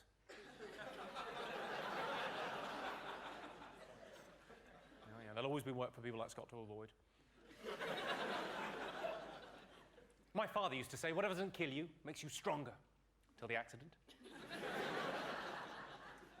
Feminists say, and you may agree with this, you may not, feminists say, a woman's work is never done. Maybe they got themselves organised a little bit better. It's a bit of an icy stare you give me there, madam. What you've got to understand is that's postmodern misogyny. That joke is in fact steeped in irony. So don't you worry your pretty little head about it, love.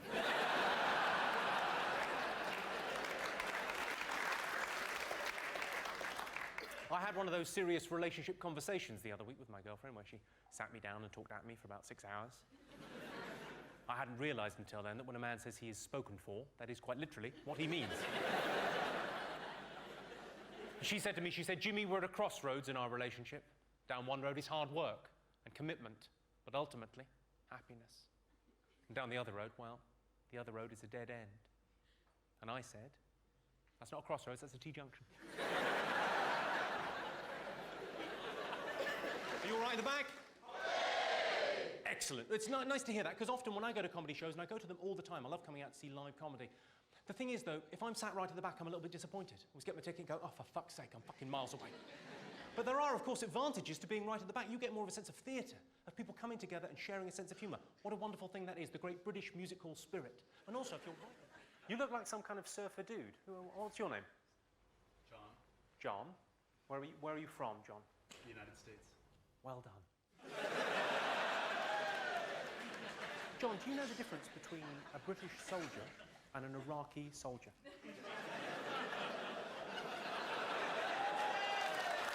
Know the difference? And what do you do, John? What are you doing over here? I don't need to check your papers. I'm just checking, just asking.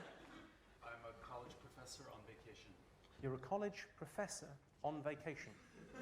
Okay, sounds like a setup for a movie. With hilarious consequences. And then he asked me for a fag. Oh. Fanny? I thought he meant bum. Oh. Yes. So what do you teach? I teach philosophy and religious studies. Philosophy and religious studies. Well done. So, do you teach philosophy to the brighter kids, and then if they don't get the hang of it, you go, oh, just believe in God, don't matter.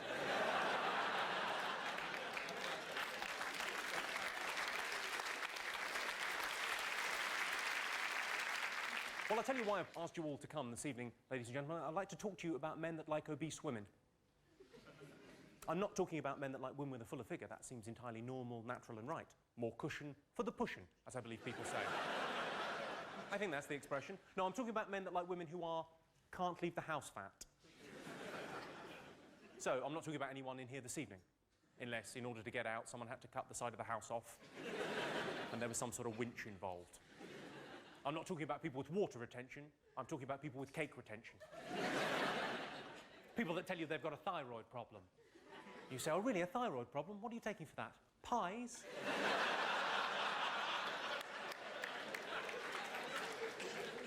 You know, the kind of girl that looks as if she makes a cracking breakfast, but wouldn't want to share it with you.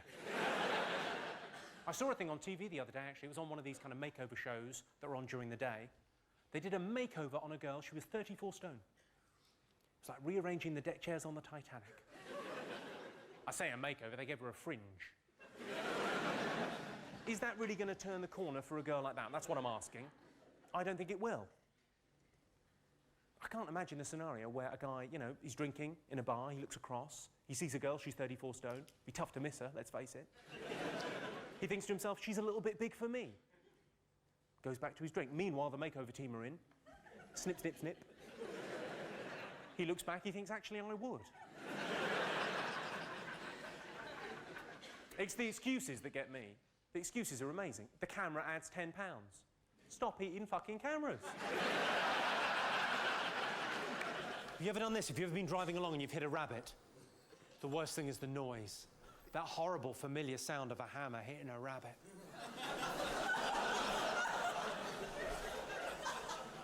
97% of all dangerous driving offences are committed by men. You know what that means?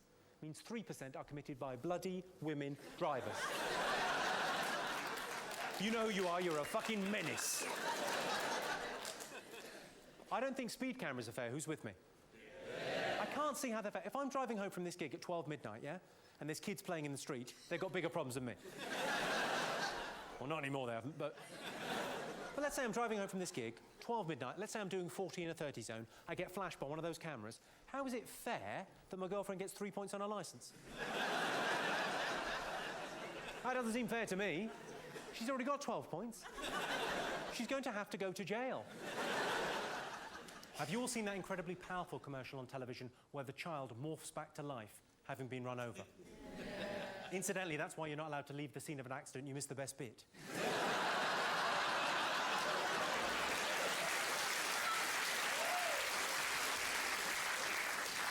That advert clearly states if you're doing 40 miles an hour and you hit a child, there's an 80% chance that child will die.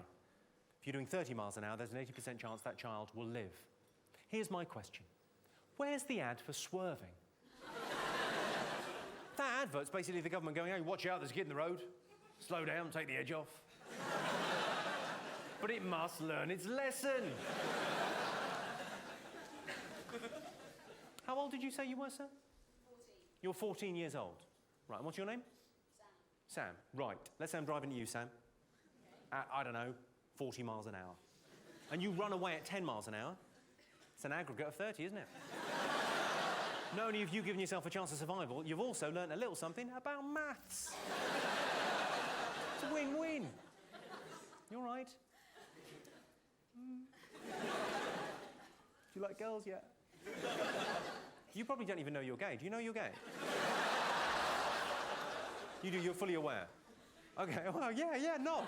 Definitely not, because we haven't got a camera pointing at you or anything. That'll be fine. Enjoy school.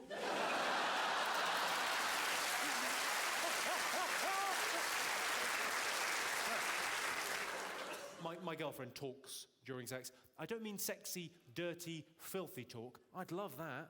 That'd be awesome. No. She says the most mundane shit you've heard in your life, mid-coitus. That means whilst fucking. The thing you do for chips.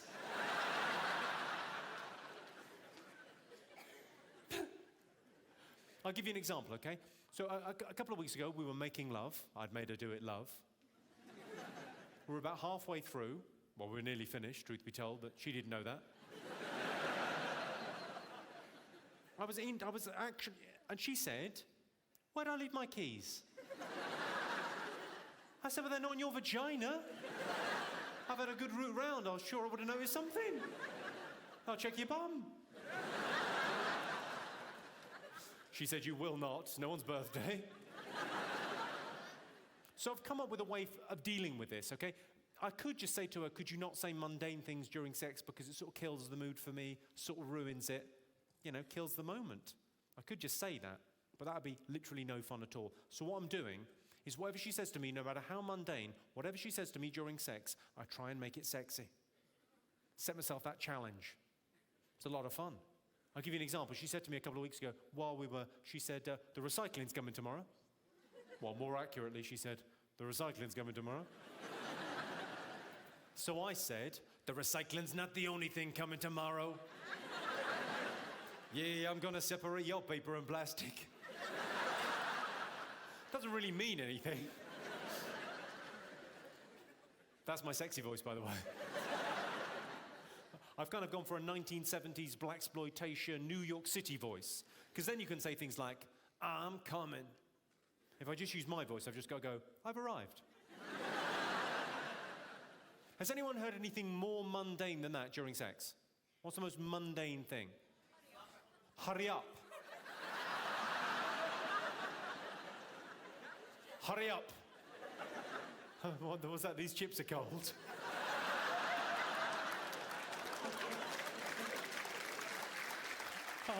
Oh, bless. Any others? What was that one there? Rather cold today.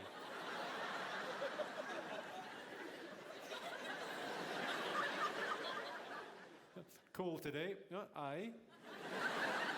That's like small talk at a bus station. I suppose we're in Glasgow. It could well have happened at a bus station. I got the little... Oh, yes. Any others? Is it in yet? So have you said to this boy here, there's a man covering his eyes now with a... Oh, God, she hasn't. That's not your boyfriend. I'm sure you don't limit yourself to one. But you've said to a man, is it in yet? But you've said that to him, you've looked a man in the eyes and gone, is it in yet? No, you don't want to look down and check and you've got no feeling in your vagina whatsoever. So hang on, just make eye contact with me. Without looking down, can you tell if there's a cock in you now?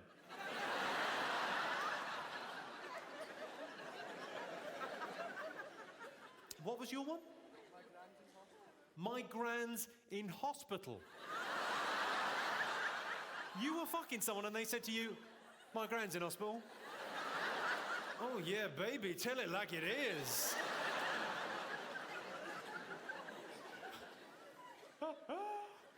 Yeah, I'm gonna break your hips.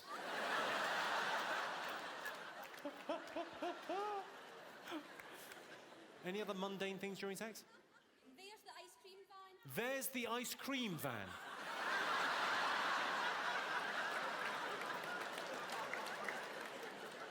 Did you start going out with him when you were quite a lot younger? Oh, there's the ice cream van. Shh, shh, shh, shh, shh. Most natural thing in the world. I had one the other week. A guy came in with his wife. They'd been married like 30 years. And she had said to him, and she'd said it, okay? She said to him, during sex, she said, "Now I've got your full attention, let's talk about those curtains."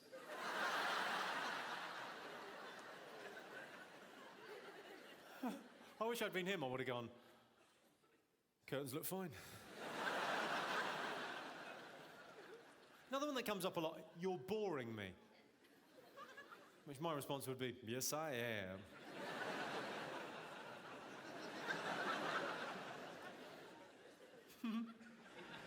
What I'd like to do is start a Jimmy Carr Foundation. Yeah? It's a good idea, isn't it? I'm only I'm a D-list celebrity, but, I could build and grow. I've got a couple of ideas for charities. I'd like to workshop them this evening. Good. I'm glad you're so keen on the idea.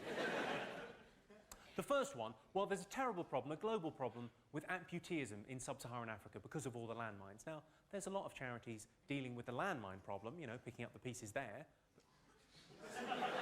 It's a bad choice of words, I know, but there's a lot of charities dealing with the landmines and clearing the landmines, but very few dealing with the residual problem of a lot of people with only one leg because the other one's been blown off. Yeah? That's a serious global problem. That almost looks too big to tackle, yeah? But we in the West, we've got our problems too. Who here in this room can tell me they don't have a problem with odd socks? What I'm saying is you take those two problems, you put them together, what have you got? You've got a solution. Odd socks for Africa, who's with me?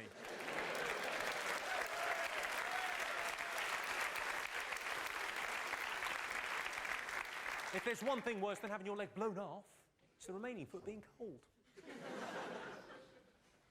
The next idea I've had for a charity is not quite as PC as all that. Domestic violence. There's a topic for you. It happens, people don't like talking about it, but it happens in all our communities, yeah? Something needs to be done. There's a lot of charities dealing with the aftermath. Very few doing anything preventative. I'd like to start a Jimmy Carr halfway house. A place where women can go and be safe and secure. And be re-educated about cooking and cleaning and putting out...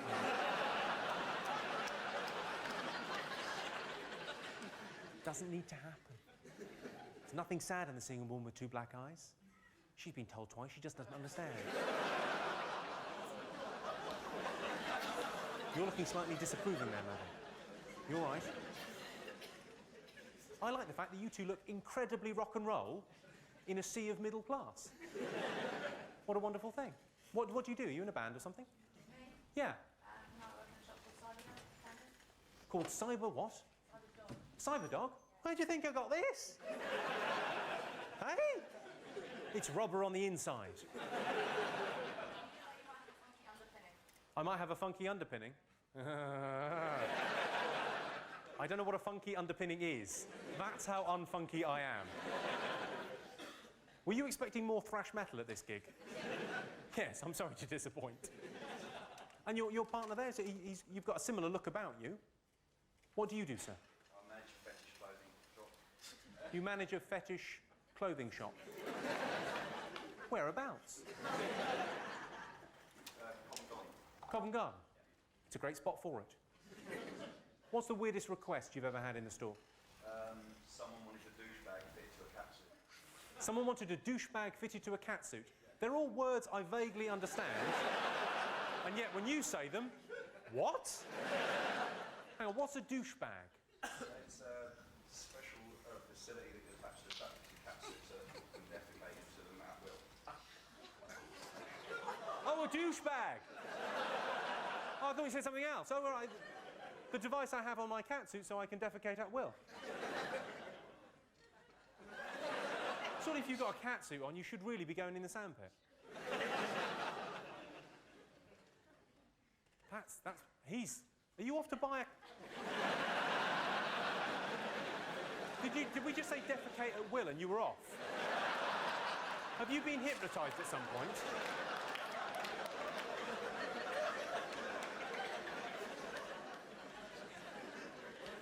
Should say it's lovely to see so many ladies out this evening, especially a show starting at 7 o'clock. The tea won't make itself.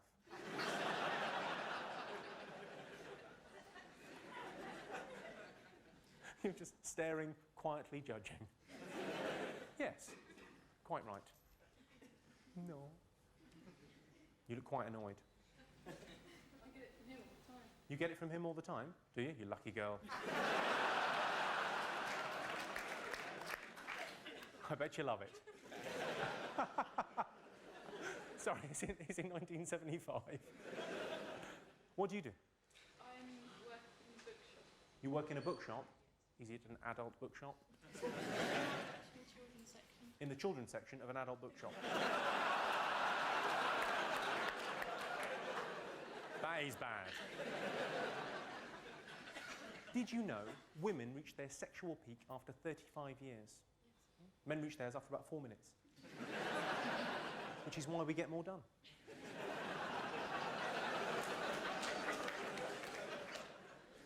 My girlfriend said to me, "Have you been having sex behind my back?" I said, "Who the fucking hell do you think it was?" And another thing, it wouldn't kill you to turn around once in a while, check how I'm doing. Are you all drinking this evening, ladies and gentlemen? You drinking? Yeah, quite a few of you. I like drinking. I prefer being drunk than getting drunk. I'm not very keen on beer and wine, but I like the interesting things you order when you're drunk. The drinks that no one ever orders sober. Aftershock is a prime example. You know that weird pink fluid? No one's ever ordered that. So the designated driver has never walked into a bar and thought, well, I can have one drink, can't I? They've got beer, they've got wine, they've got spirits. No. I'll have a pipette of Aftershock, please. It's the same with the Flaming Zambuca. No one's ever ordered one of those sober. You have? You've ordered a Flaming Zambuca sober? It's your drink. You order Flaming Zambucas. The clue as to why you shouldn't order one, madam, is the fact it's on fire. It's the equivalent of walking into a kitchen going, I'm a bit thirsty. There's a glass and a tap, and then spotting out the corner of your eye, a gas hob. I saw a thing on the news, it said that bad drivers are going to get on-the-spot £100 fines. I thought, it's a bit sexist.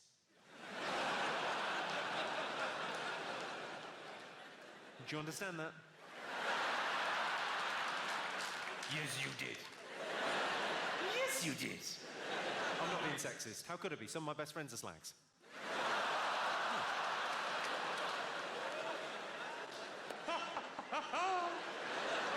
Is this sexist? You can be the judge on this. Sorry for being rude, but do you think chat-up lines are sexist?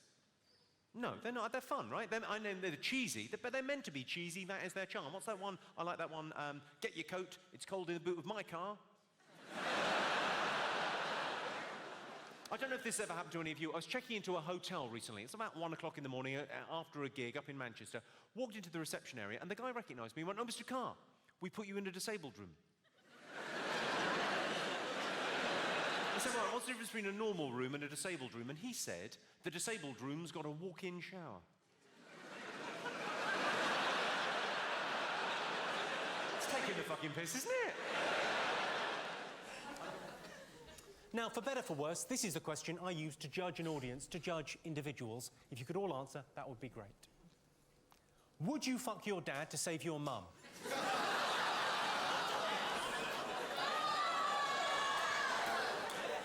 I don't know why you're looking so upset. It's easier for girls. He's ugly! He's ugly. Imagine that being a factor. Imagine thinking, yeah, I would fuck my dad, but he's not a looker. He's let himself go, maybe 5 years ago. Would you, sir? He's there. Oh, hi.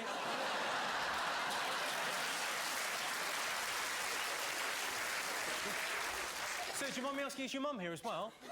Oh, brilliant. Well, we can actually do a proper test. Now, I've got snipers all the way around this building. And they're pointing a gun at your mother, yeah? We're going to kill her. Your mum's been taken hostage. She's going to be killed. We would like you to bum your dad. Well... It's difficult. Yeah, of course it's difficult. I'm not saying you wouldn't be thumbing in a softie. That's fine. I say let her die. You say let her die.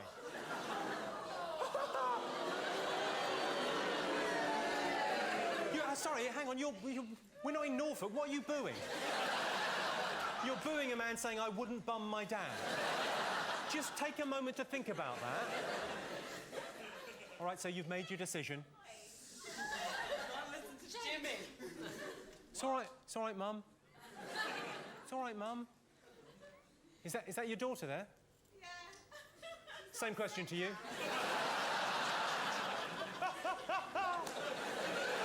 Oh, I love my job. At what point did you think as a family this would be a good show to go and see? Never mind that Lion King bullshit. Let's bring the kids out to see a proper show where we openly discuss incest. The best response I've had to that, someone went, not again. 80% of personal ads say good sense of humour required. And the reason 80% of personal ads say good sense of humour required is because everything else in the personal ad is a lie. You turn up on the blind date, she says, I know I said I was petite and pretty, but you've got to laugh. You think, yeah, I notice it also says you enjoy long walks, which is handy because you can fuck right off.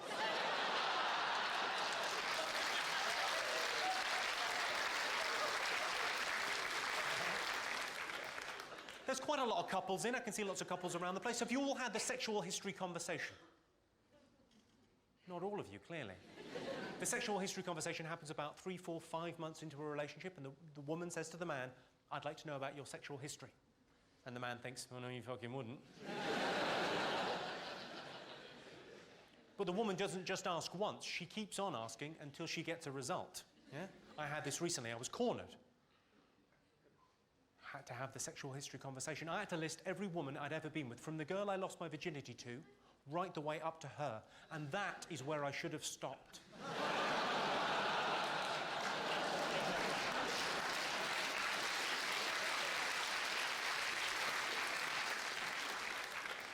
Are you all familiar with the Spider-Man, yes? The sexual practice. Don't panic, I'll explain. The Spider-Man is a sexual practice whereby you're making love to a woman from behind. That's key to this operation. You're just about to arrive. You've got your happy face on. You look like a turtle shitting. You pull out, catch, Spider-Man!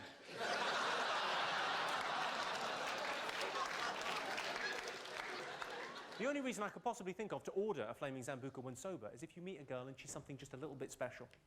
Yeah? Maybe you've been out on 2 or 3 dates, you've established she's beautiful, she's intelligent, she's funny. You think you might be in love with her, you think she might be the one, but she's got a bit of a problem with facial hair on the top lip.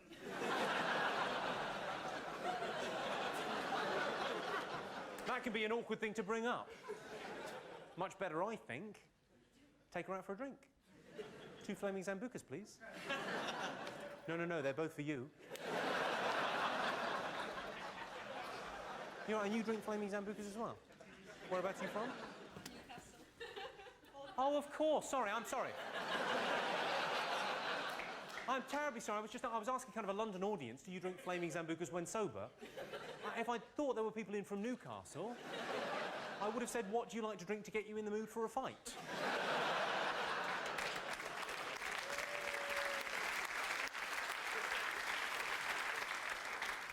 So what, you down here on the Rob, or what are you up to?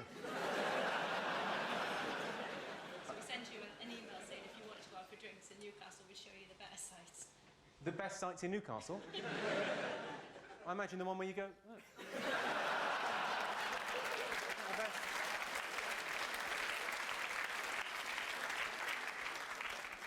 I know this isn't particularly PC, but I still can't forgive the Germans for the way they treated my granddad during the war. Passed over for promotion time and time again. On Remembrance Sunday, do spare a thought for the German ex-servicemen. At least our old soldiers are remembering winning. Now shit's their day out. I was in Germany recently doing a comedy gig. I was flown out there to do one of these corporate gigs. I thought, comedy, Germany, it's missionary work.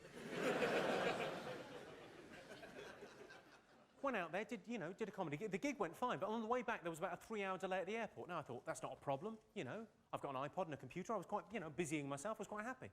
The guy I was travelling with, the guy that organised the corporate gig, was livid with this 3-hour delay. And he said, with no hint of irony, he said, yeah, say what you want about Hitler. At least when he was around, the trains ran on time. I thought, yeah, but think about where they were going.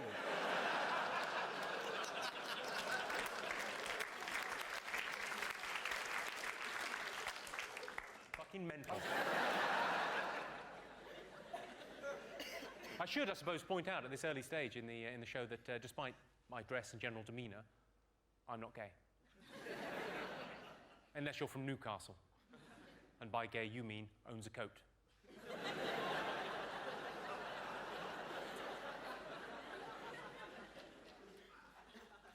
You're looking a bit disappointed there. Sorry, it's just homosexuality isn't my thing. No hard feelings.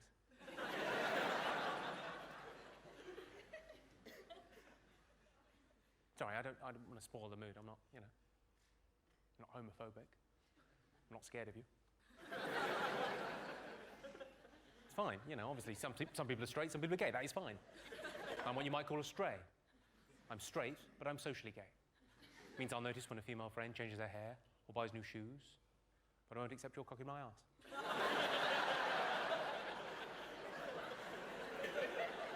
It's less of a joke, it's just something I wanted to make absolutely clear.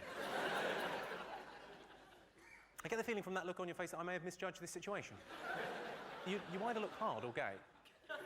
Hopefully not both. You look as if you want to take me outside. I'm not entirely sure why. Suppose either way I'm buggered. As I'm sure you all will have ascertained, I'm quite middle class, and I'm from the home counties. So I don't have an accent. This is just how things sound when they're pronounced properly. Not that there's anything wrong with being working class these days. Being working class is very much like masturbation. It's nothing to be ashamed of. Of course, it's nothing to be proud of either. And both give you calluses on your hands. Sting, the popular singer, Sting's often bragging about his 8-hour-a-night sex sessions with his wife, Trudy. Imagine how long he'd be able to keep it up if she was a looker.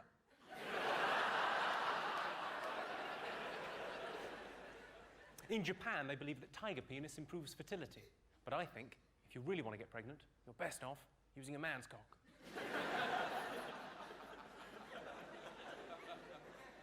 My best mate's girlfriend is 6 months pregnant. They said, "You want to feel the baby?"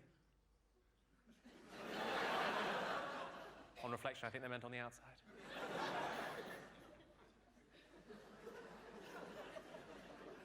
They say travel broadens the mind, except with Americans, which tends to widen the arse.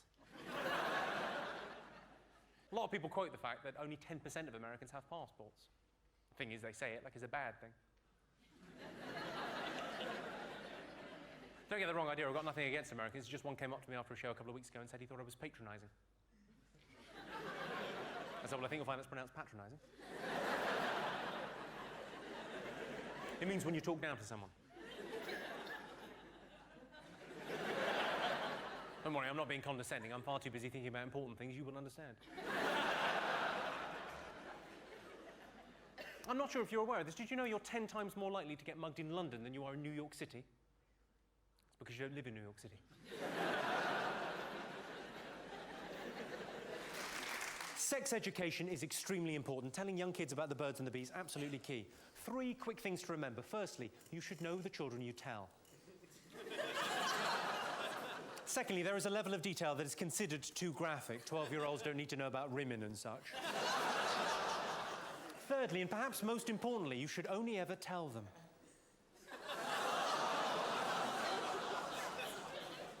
I've got a friend that told me her new boyfriend looked like one of the Proclaimers. I said, well, he can't. He either looks like both of them or neither of them. I like it when identical twins stand face to face, because when identical twins stand face to face, just for a moment you think, ooh, a vase. I've got a friend that told me she was scared of dwarves. I said, you're scared of dwarves? Are you also scared of normal-sized people when they're far away?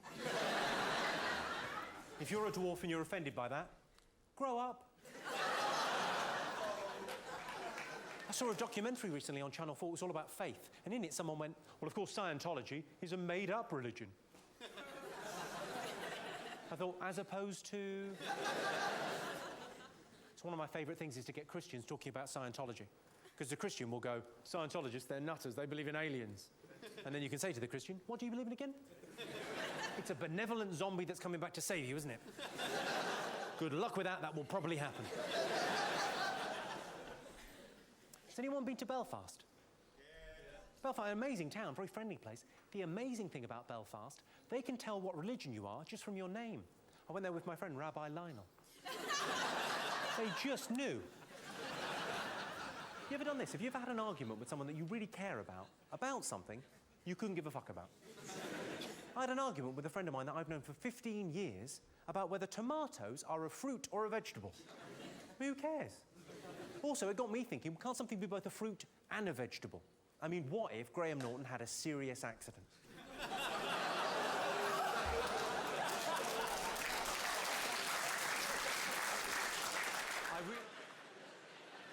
That's me being cynical, but that's this job. Being a stand-up comedian, I think, makes you a bit of a cynic. Has anyone in here actually seen a ghost? Well, go on, what did you see, madam? Tell us the story. And there was no one there. Go on, what did you see? I'm not... I make you nervous. You've seen the undead. And I make you nervous. Doesn't really show me in a good light, does it? Go on. Where were you when you saw the apparition? You were in a friend's house. Right. Her stepfather was what, sorry? I think I may have cracked this case already. There's a stepfather involved. Was there ectoplasm? Go on, what happened? Were you upstairs? Were you... You were in his son's bedroom? Of course you were, love. Go on.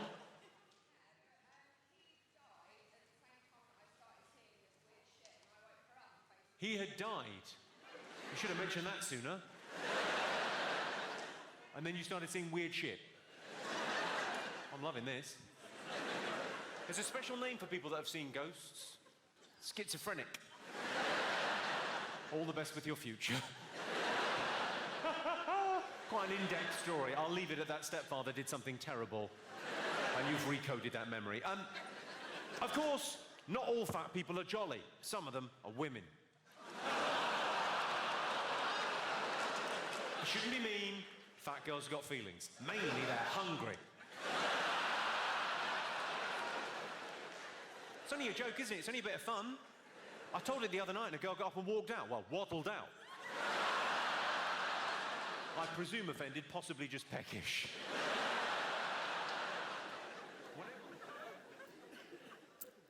My girlfriend recently had a phantom pregnancy, and now we have a little baby ghost.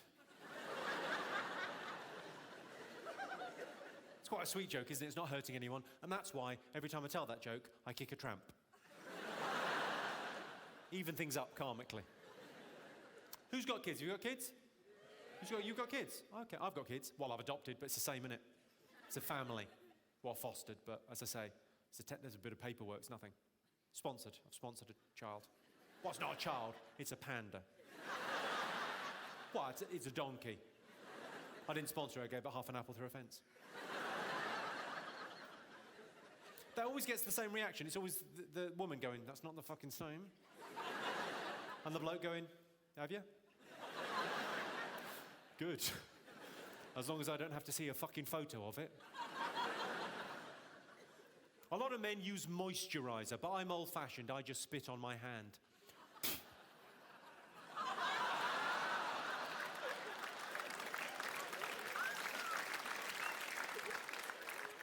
What did you think we were talking about? Oh, come on, don't give me that look. We've all been there. Come on, love, the film starts in 10 minutes. We haven't got time for your fancy foreplay or your expensive lubricant. We're going to be buttering the baking tray the old-fashioned way.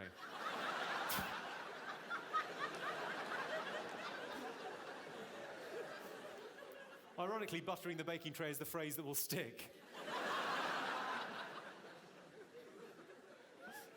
So you've just given him a look as if to say, I thought you invented that. How does he know what we do? Flavoured condoms. Has anyone in here had any dealings with flavoured condoms? A few of you. The girl from Dundee's thinking, I thought that was one of my 5 a day.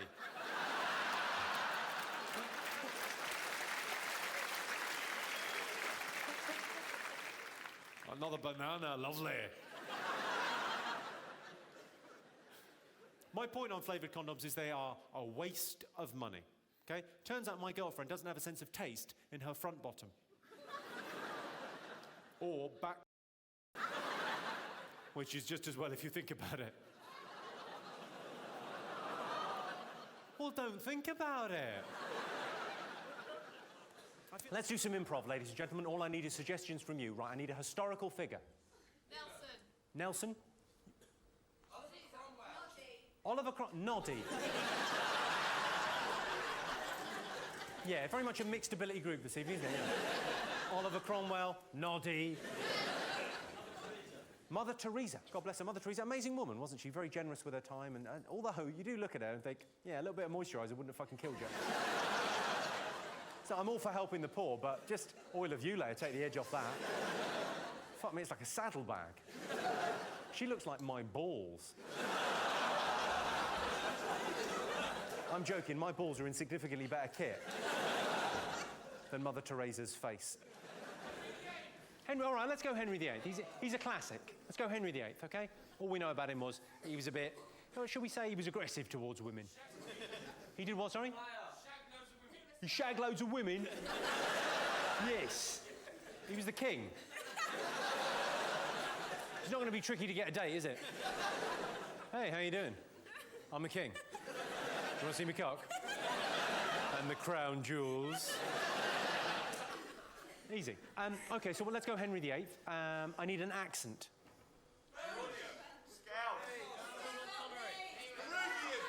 Peruvian? How optimistic are you? Australian. I can do Australian. Are you? Are you get fucked? Are there Australians in? Well, what am I talking about? Saturday night, they're working behind a bar.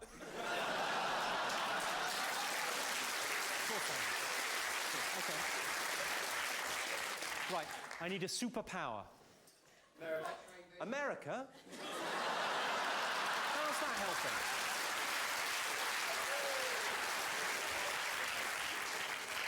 No! Oh. The understanding of women. How old are you, sir? You seem jaded before your time. You're 17. How can you not understand 17-year-old women? All you need to know is that. Thanks. It's easy. Do you know how to buy cider? Cider, wait to ripen, and bang. And then off to play on the PlayStation. And if you get good enough with the PlayStation, you can bring her off in about half a minute. A bendy cock? Oh, yeah, that'd be handy, so I can fuck things round corners. It's like extra long arms. Like extra long arms? Big veiny... It's what, sorry? Inspector Gadget. Like Inspector Gadget? Have you ever seen an episode of Inspector Gadget? It's good. Yeah, it's good. I don't think that was Inspector Gadget. I think you were abused as a child. I'm just going to get out my special arm.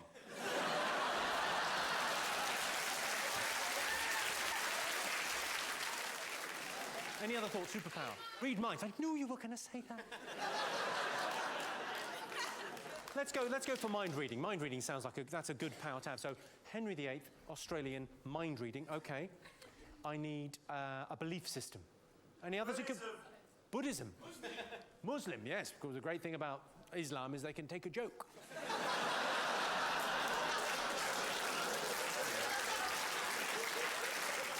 I think I might leave that one for the farewell tour. Go out with a bang, so to speak.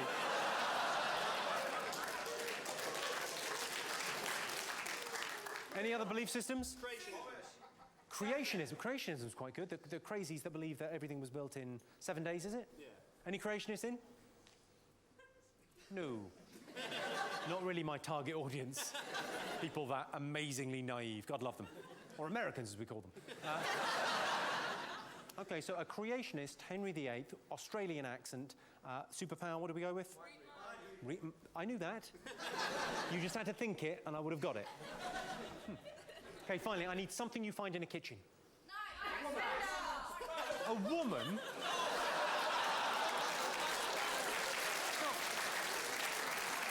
It's not 1974. You can find in a kitchen, a woman. She'll have my tea on. Your mum? Who said your mum? How old are you? Your mum. Your mum's in the kitchen. She'll make you tea and toast if you're nice. Mum. Your mum. That's what we're going for there, okay. Right, so we've got Henry VIII, Australian accent, mind reading, he's a creationist, your mum.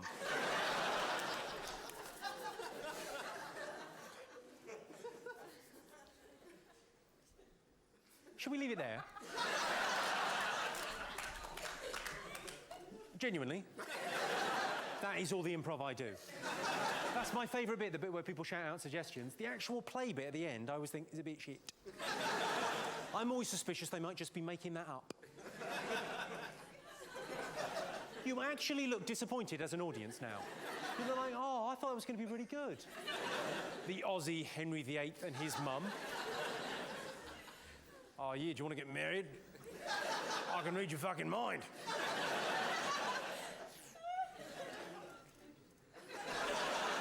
How shit's that? What, sorry? I forgot your mum. All right, there's Henry VIII fucking your mum. You happy now? That's your mum. You happy? Did we miss out your mum? Is she getting fucked by the king? Oh, yeah. All right, Sheila? Yeah, take it, you bitch. Yeah. I know you like it. I can read your fucking mind. You happy now? Why now? My girlfriend said she wanted me to tease her. I said, all right, fatty. Things don't always work out the way you think. I always thought it was going to be my mum that would catch me masturbating. Think you're shocked, imagine my surprise. According to official statistics, 1/3 of all accidents in the workplace go unreported. How on earth do they know? When I was a kid, I had an imaginary friend, and I used to think that he went everywhere with me, and that I could talk to him and he could hear me, and that he could grant me wishes and stuff. And then I grew up, and I stopped going to church. Well, that seems to have divided the room somewhat. There's two distinct groups there. There's people that thought that was funny, and then there's a larger group who will be going to heaven. While we're on the subject of religion, I imagine there's quite a few people in here that go to Mass, or wherever Protestants go. Hell, I'd imagine, I know. Have you all seen the new Mel Gibson film? The Passion of the Christ. It's upset an awful lot of Christians. They're up in arms about it. He's made a film about the life of Christ, but he's tacked on this silly Hollywood ending where the hero comes back at the end.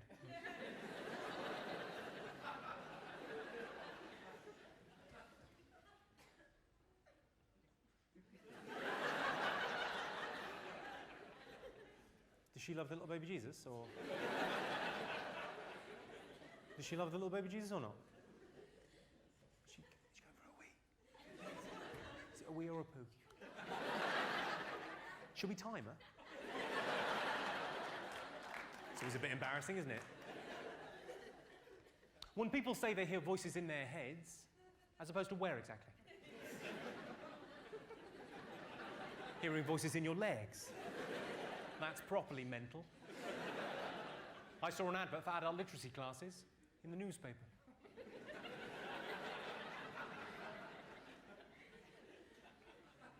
Are there any single men in this evening? Anyone single? You're single. Well, don't panic. I've got some advice for you. If you really like a girl and you ask her out and she says to you, I love you like a brother. Suggest a weekend in Norfolk. Unless you're from Norfolk, in which case it probably is your sister. So are you from Norfolk? You don't look like you're from Norfolk. You're from Thetford in Norfolk.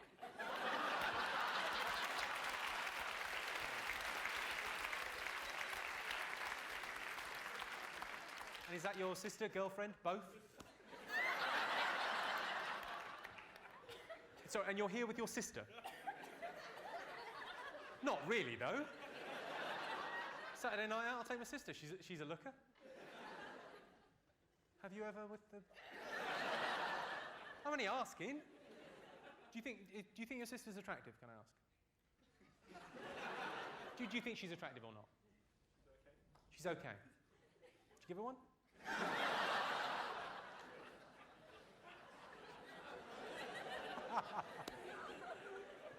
That was very low, sorry. What about you, love?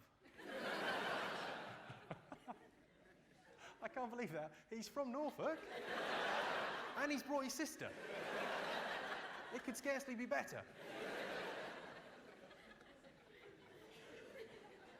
I'm amazed you didn't bring your mum. Did you split up?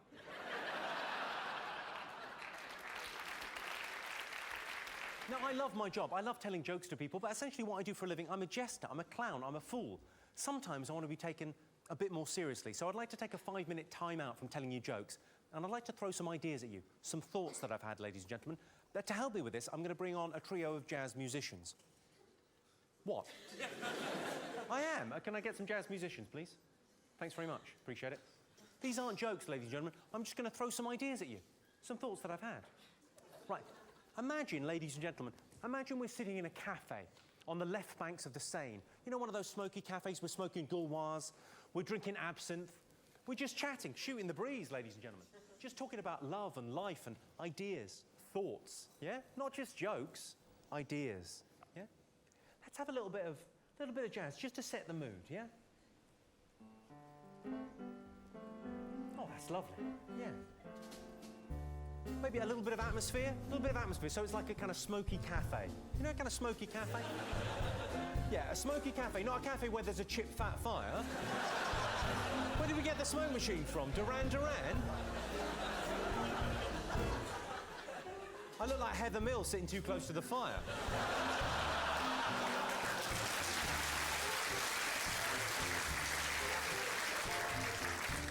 What happens if you spill carpet cleaner? If an amnesiac got Alzheimer's, would they forget they couldn't remember anything? What size do you think the Queen's bed is? If you walk backwards in flip-flops, are they flop flips? Venison's dear, isn't it? Do gypsies ever go on caravanning holidays? I'll ask. The Asterix cartoon character, Asterix. I wonder how rude is his real name. If you were a necrophiliac paedophile that was into bestiality, would you fuck omelettes?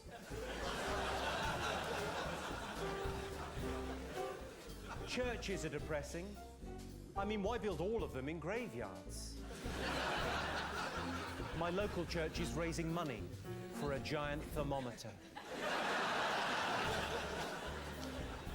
Do you know the best cure for depression? Suicide. The Great Barrier Reef is all very well, but it doesn't seem to be keeping the Australians in. Consider the positive. You're never alone with schizophrenia. If you're schizophrenic and you're offended by that, you can both fuck off. Sometimes at self-service restaurants or buffets, I tip myself.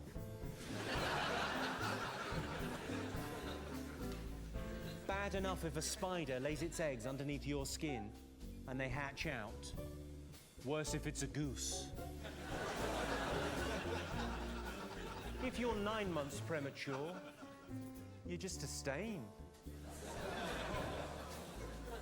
When someone says, I hear voices, I always think, that'll be your ears. I was thinking, what is it that separates us from the animals? Fences. I'm not superstitious, but I heard about this guy that fell out of the 13th floor window of a building and he died. Spooky. I've had an idea for a shop selling used artificial limbs. It's called the second-hand store. A shoehorn. Sounds like the kind of thing a foot fetishist might get. I'm writing a book on dream interpretation. It's called You've Had Too Much Cheese. Why do gypsies call it a fun fair when it's clearly neither? I'll ask. A snail can travel over a razor blade without cutting itself. Or to put it another way, sometimes scientists get bored. Women blink twice as much as men. Brilliant. Think of all the stuff we can get away with. No, I didn't say anything. I was very disappointed when I went to Wet and Wild. It's a water park. We English are no good at foreign languages until we go abroad, where English is a foreign language. What was the best thing before sliced bread? Bread knife? No, massive sandwiches. If I had an optician's, I'd make them do the shop sign in a blurry font. No man is an island, except the Isle of Man. I'd like to get another tattoo, but I haven't got a tattoo. So what you like about pacifists? It's always darkest just before dawn, and we call that nighttime. Travelodge's slogan is nothing like a good night's sleep.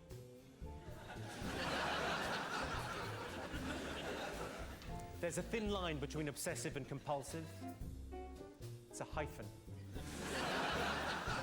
I was going to leave my body to science, and then I thought, no, I'll leave it to geography. Why do you never hear about anyone being given 5 months to live? Some men never tell their dads that they love them, and I guess that's just because they're not gay. People have skeletons in the closet, and gay men come out of the closet. Do you think that gay men are coming out of the closet because they're scared of the skeletons? Confucius said, how do you know you're a man dreaming you're a butterfly and not a butterfly dreaming you're a man? How do I know I'm not a butterfly? I drove here, you twat. Scientists have discovered a cure for the fear of flying. 22 hours on a coach. I went to see a hypnotist show and I really enjoyed it, which made me suspicious. Right, final thought. I had an out-of-body experience. I was beside myself. Well, that's quite enough of that sort of thing, I think, ladies and gentlemen.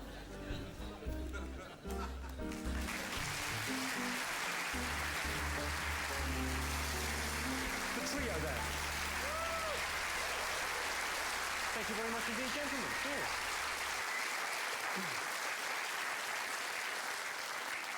Mind you, let's hear it from all the heterosexual men in the room. Give us a shout, all the heterosexual men. I'm guessing from that expression, I can't remember which one heterosexual is. I'm not taking a chance. Maybe this is how they recruit them. The most annoying thing my sister does is that show, Chatty Man. That's the most annoying heckle that I get at gigs. I like it when people join in. I like a bit of a heckle and a bit of fun. But the most annoying one I get is when I've set up a joke, just about to do the punchline, and someone goes, invariably it's the same thing. It's always, where's Alan? Where's Alan? It's not my, like, bête noir. It's just a bit annoying. Where's Alan? Who's at your house fucking your dad?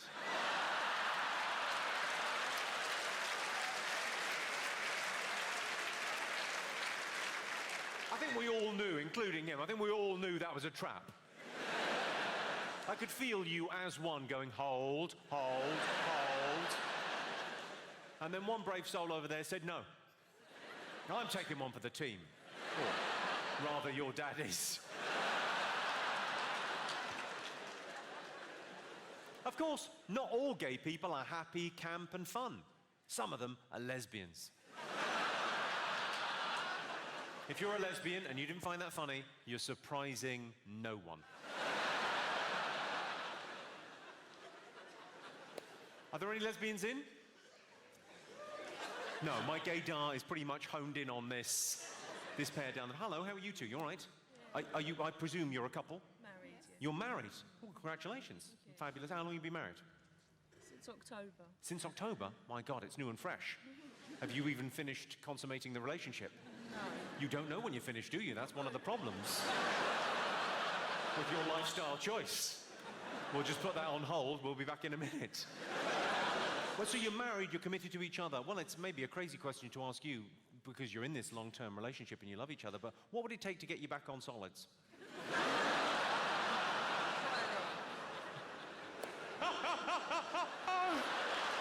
She's a definite no and you're a maybe. Okay, good. Oh, I love my job. I tell you what, I'm going to do a test and see whether we've got any other sisters in the room, see if there's any other lesbian sisters. Like I'm a lesbian, I've got the haircut, come on. I look a bit like KD Lang, I could get away with it. I'm going to test the heterosexuality of the other ladies in the room. Just a simple question to test this. Ladies, have you read 50 Shades of Grey? You've all read that book? You love that book. I would describe 50 Shades of Grey as the ultimate flick book.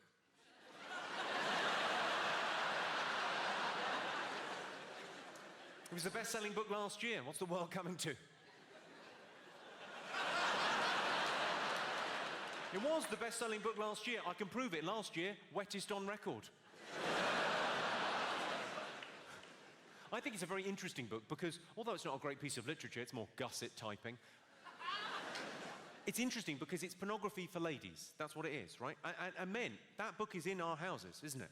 50 Shades of Grey is in our house, and we've not even picked it up. We're not looking at your pornography, ladies. We're not interested in your kind of pornography. We're very happy with the service broadband is providing. Ladies consume pornography in a very different way to men, and the genders are very different in our consumption of pornography. Here's a fact, gentlemen, that will blow your minds about women's consumption of pornography. Women watch porn films to the end. You know why? To see if they get married. Well, it's probably as good a time as any to talk about how political correctness works in stand-up comedy, because some people think it's a free-for-all. You can say whatever you want on stage because of freedom of speech. That is not the case. There are rules and regulations that govern what I do. Basically, how political correctness works in stand-up comedy is, if you're directly affected by something or involved in something, you get a free pass. You're allowed to joke about that thing. So, for example, homosexual people can joke about being gay. Disabled people can joke about disability. Black or Asian people can joke about race. Those are the rules. So, these two paedophiles walk into a park.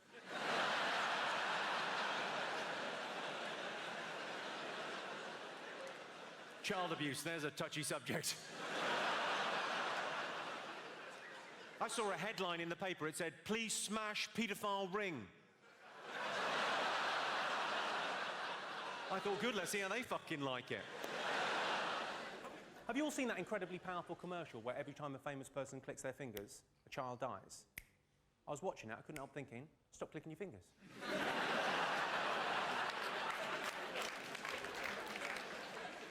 I went out to dinner last night, I killed 2 kids just getting the bill. For just £1 a day, you can feed a child in Africa. Sounds good, but I've checked, that's self-catering. I saw a thing on a notice board recently, they're organising a parachute jump for people with Alzheimer's. That's something that I'd pay to see. That's basically euthanasia. You all right, Grandad? You know what you're doing? I fought in the war. That's as maybe. 1,000, 2, 1,000. Are you my nephew?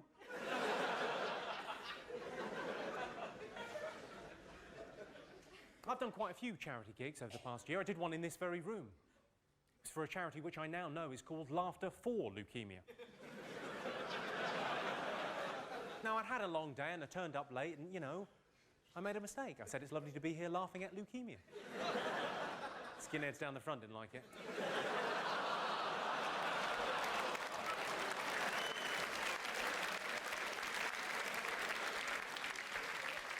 I was in Los Angeles last year. I did a gig for The Big Issue. They were relaunching The Big Issue out there, and they'd organised this big sort of gala gig. They asked me to do 5 minutes. I said it'd be my pleasure. And what they'd done, which I thought was quite interesting, they'd invited a lot of the homeless people along to the gig. So a whole section of the audience were homeless people, vendors of The Big Issue in Los Angeles. And I thought, what a brilliant thing, because you think hungry and homeless, but you don't think, you know, they could do with a night out. Night out's not the right phrase, but you get my drift. I walked out, I said, it's lovely to see so many bums on seats.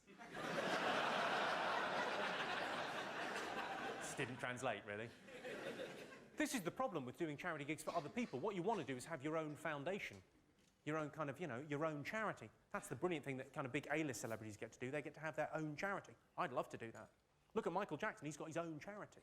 The Neverland Foundation. They fly sick children. What, good-looking sick children? They fly good-looking sick children who look as if they could keep a secret into the Neverland Ranch, and they give them massive cash payouts. Valuable work. Who here, while we're on the topic, who here thinks Michael Jackson's innocent? Person down there? Quite a lot of people here? Who? Go on, show of hands. Hands right up in the air. Quite a lot of you think Michael Jackson's innocent. And do you know what?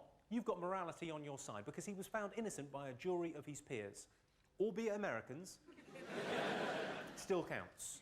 I wouldn't have bothered with the whole trial. I just would have stood up in front of the jury and simply said this. If I was a billionaire paedophile, and I'm not, but if I was a billionaire paedophile, I definitely have a fun fair in my back garden. He couldn't be any more dodgy if his house was made out of sweets.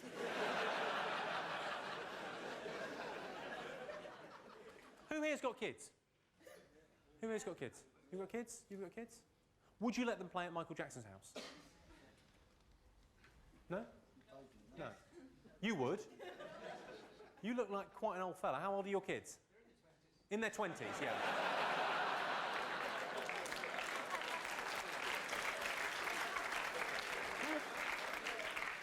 Would you have let your children play at Michael Jackson's house when they were about 12?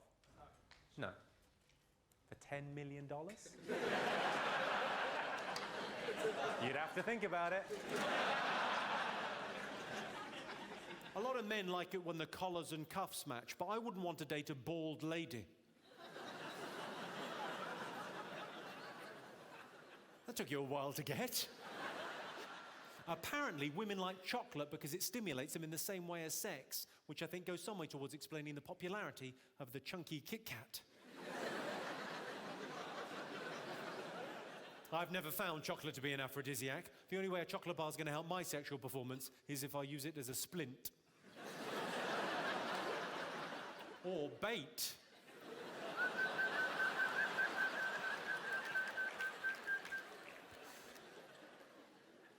I've got a friend that took me to one side recently. He said, what does it mean if on a first date a girl puts a cheeky finger up your bum whilst filleting you? I said, it means there's going to be a second date. It's been a pleasure talking to you this evening, Glasgow. Firstly, thank you so much for coming out to see the show. I really do appreciate it. Well, thanks so much. I mean, it's been lovely.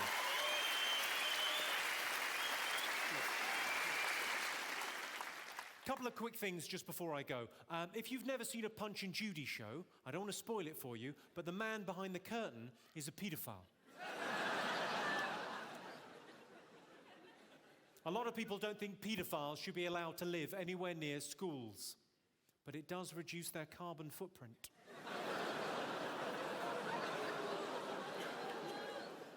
Final thing, if you're scared of paedophiles, grow up. Does anyone know, do you know what you're meant to do if you're stung by a jellyfish? Wee on it. Yeah, piss on it, wee on it. It's exactly the right answer.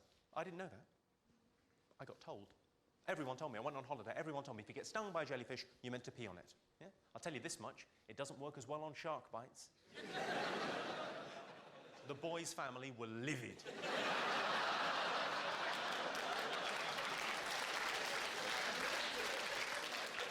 Apparently, once they've been dead for a couple of hours, there is very little you can do. No amount of piss is bringing them back. It is true, urine can be used to disinfect a wound. It's often taken the wrong way. That's why I no longer work with the St. John's ambulance. Come here, love, that looks nasty. It's apparently not what anyone wants to see. Oh, on that same subject, I've got a little time-saving tip for the gentleman in the room. I don't wash my hands after I pee. What I do is I wash my cock in the morning, then I'm good for the day. Sometimes it's the best bit of my day. I am very thorough.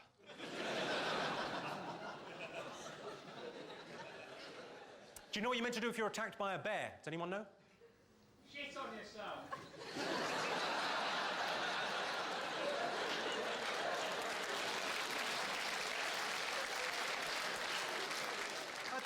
I have a feeling that might be quite involuntary. That sounds like advice given by a forest ranger trying to kind of go, well, no, that's the procedure. I saw the bear coming at me, I thought, I suppose you could try and piss on it. Although I think if you whipped it out in front of a bear, it would think, oh, an hors d'oeuvre. Any other suggestions as to what to do if you're attacked by a bear? Make yourself big. Make yourself big.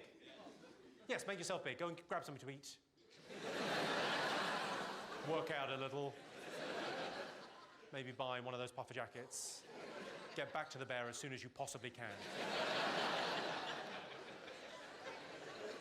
Do you mean go like that? You're like an advert for natural selection. There's a bear coming at us. Don't worry, I'll handle this.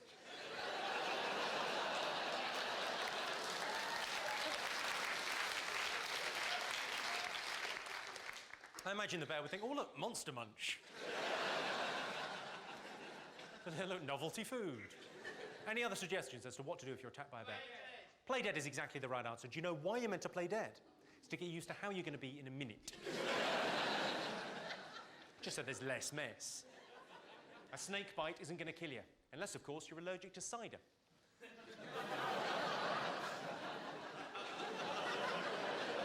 Well, that's a joke for the goths. Think about it, they're the ones that need cheering up. I love swearing, I've always quite... Oh, you all right? Sorry, what was that? I missed a bit of chat. Hi. Sorry, it's not the telly. If you talk, I can hear.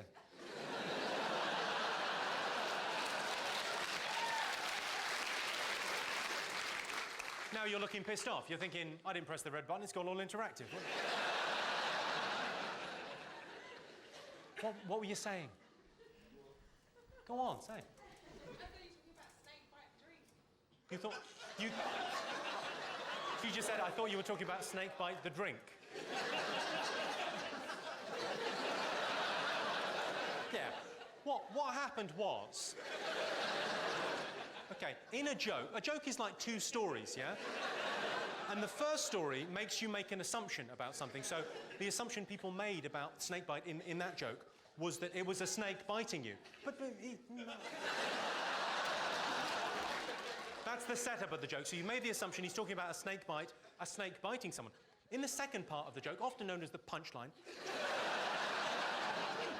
what you'll find is that rug will be whipped from under you, and you'll realise that the assumption you made was erroneous. Suddenly revealing a fact that was previously concealed is the nature of all one-liners, madam. So in essence, I was talking about both snake bites, the thing that happens when a snake bites you, and also the drink. No problem at all, it's lovely to help.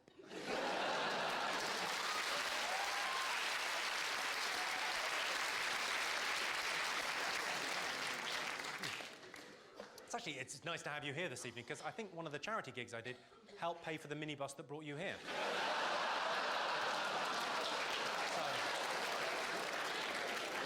Nice to see that money wasn't wasted. I'll come back over here. The best way to impress a woman is to compliment her. As in, Core, you're a fast runner, you nearly got away.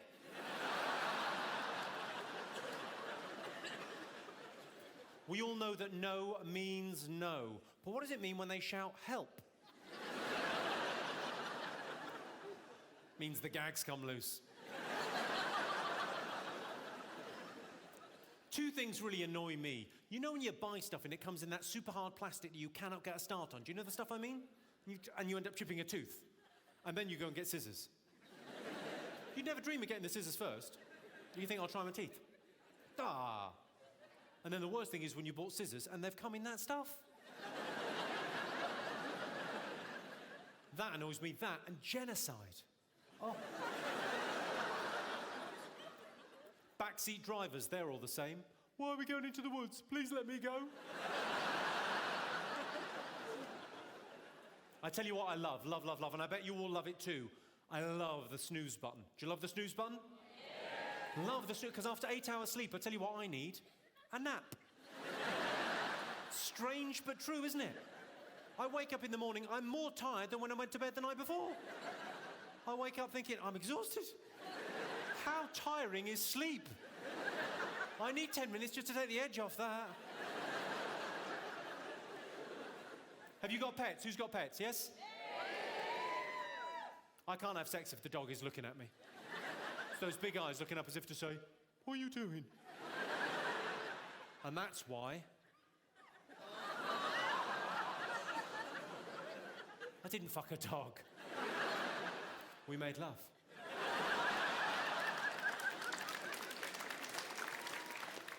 I'm a typical guy. I love all sports. Pilates, hopscotch, conkers, you name it.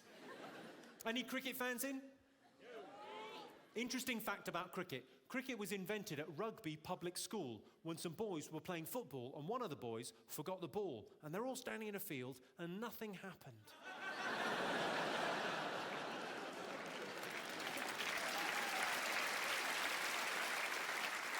I like the developments that have been made in cricket over the years. Initially, there was Test cricket. That takes 5 days of your life that you don't get back to play.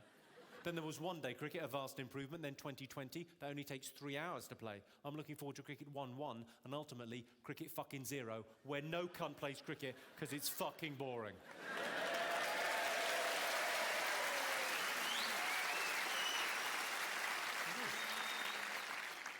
The Paralympics, that is what sport should be about.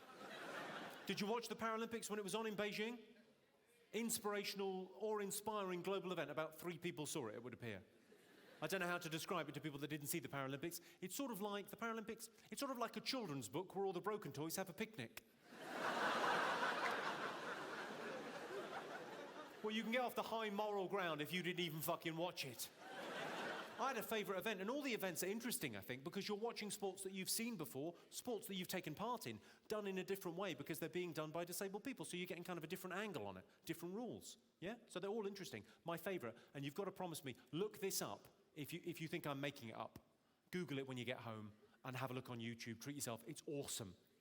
Paralympics, the blind football. Okay, so they get a normal, I'm not talking about Stranraer. Okay, so what they do in the blind football at their Paralympics, they get a normal football, normal standard issue soccer ball, they put a bell in the ball, and blind people play football. Their spatial awareness is that good, they could tell where the ringing is, find the ball, not only find it, kick it, and score a goal. How fucking awesome's that? And Team GB got silver.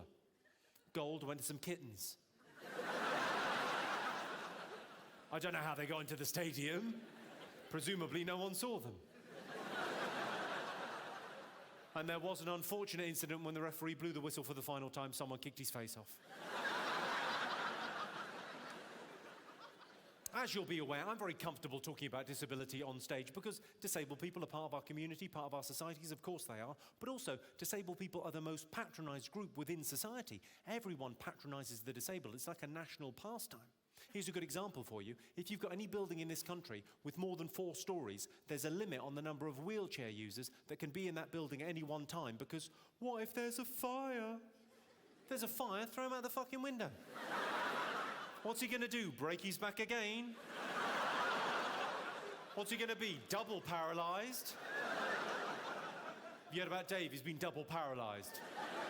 It's pretty bad, he's got to go around in 2 wheelchairs.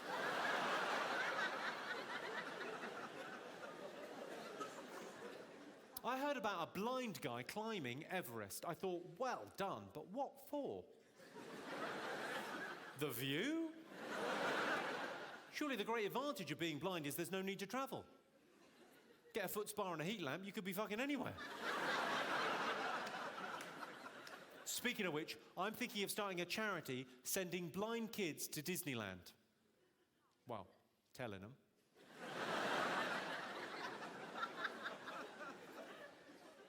No, it's not the same, but my dog's gone, well, he's lost an eye, and he's got, well, the vet reckons he's got about 30% peripheral vision in his remaining eye. Who thinks I should get the vet to put him down? No. Canal it is. If he'd wanted to live, he would have won the fight with a badger. I did a gig for the Aisling Foundation. Does anyone know the Aisling Foundation? No. Well, they're quite a small charity based in London.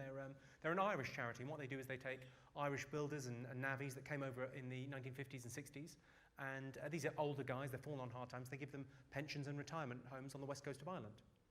And I did a gig for them, I thought it was a great charity. I went out there, I said, it's lovely to be here supporting the Aisling Foundation. I've got a new slogan for you. Fuck off home, the roads are finished.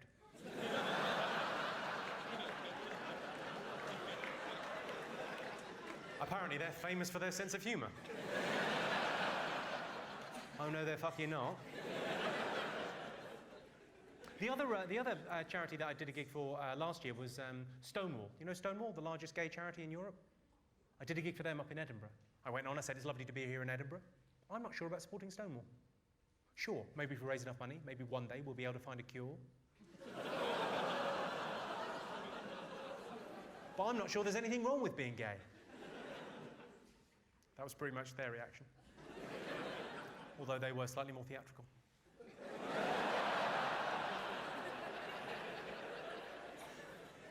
I don't want to sound callous or unkind or cruel, but the Children of Courage Awards. How much courage does it take to get poorly? All I'm saying is, maybe we could just change the name to the Children of Horrible Misfortune. That way we could include ugly children as well. If anyone's sitting there thinking, I really didn't like that joke, I don't like the subject matter, I didn't think it was very funny. Imagine how it went down at the Great Ormond Street Gala.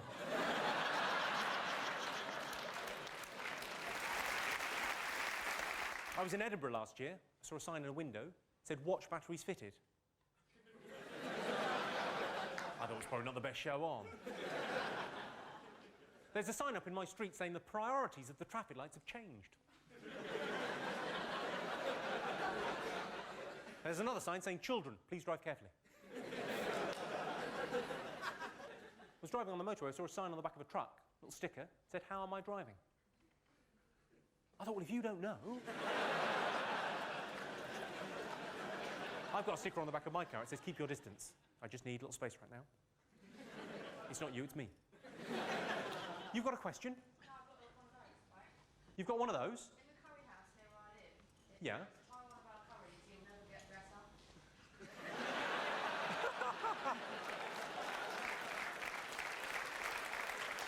That is fucking brilliant. Do you think they mean it to be like that? Sorry, I don't know if everyone heard. It was the, in the curry house near you live. It says, try one of our curries, you'll never get better. That is fantastic. I saw a sign in the park, it said, remove dog nuisance, so I shot a poodle. I was in Australia, I saw a sign, it said, convenience store, 75 miles. No, I'm not even going that way. My favourite road sign of all time, it's a red triangle, and it says underneath falling rocks, and inside there's pictures of falling rocks. What am I meant to do with that information? It may as well just say random accidents ahead. Life's a lottery, be lucky. I think we've established so far, I'm not a prude. I don't mind talking about sex, and I certainly don't mind swearing. No problem with any of that. But I'm genuinely offended by an advert that's on TV at the moment. It's for a brand of thrush treatment. It's Caniston or Gaveston. It's one of the two. I can't remember. Which one? Is it Caniston or Gaveston? Which one? Sorry. Thank you, ladies with thrush.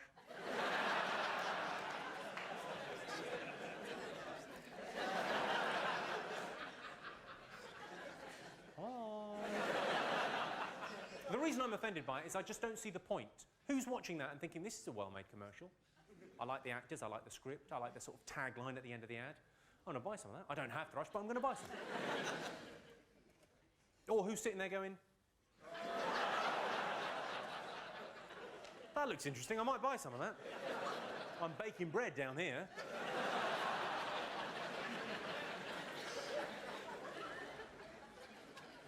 It's all very well going on a round-the-world trip on your holidays. Where are you going to go next year? I had a survey done on my house. 8 out of 10 people really rather liked it. If you're not part of the solution, you're a solid or a gas.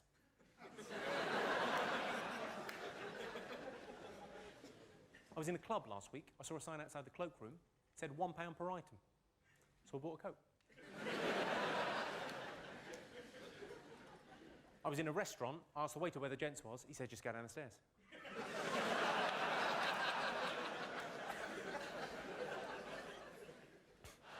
Have we got any teachers in this evening? Give us a shout, any teachers?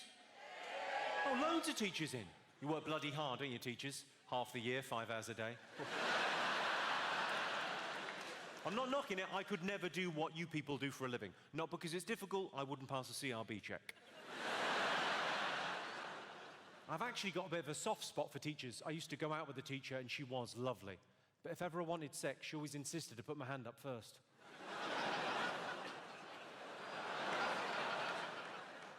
That is ruder than it first appears.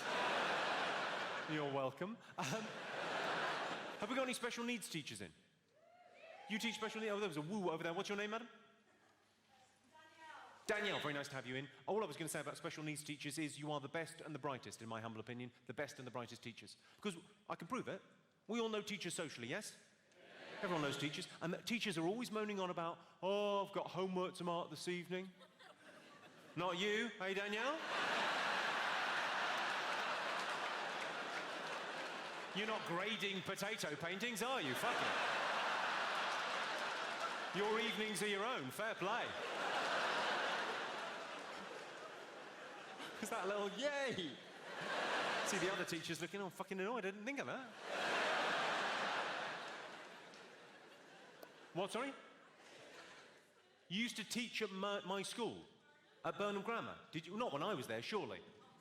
No, unless you moisturise a lot. Where are you from?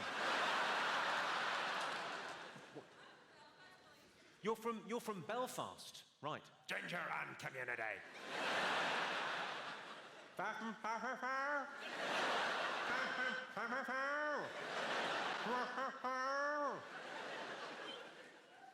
was just saying what you said to me back.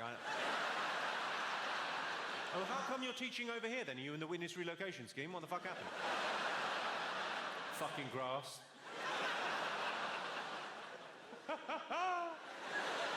What do you teach? What subject? What, sorry? English? You can barely fucking pronounce.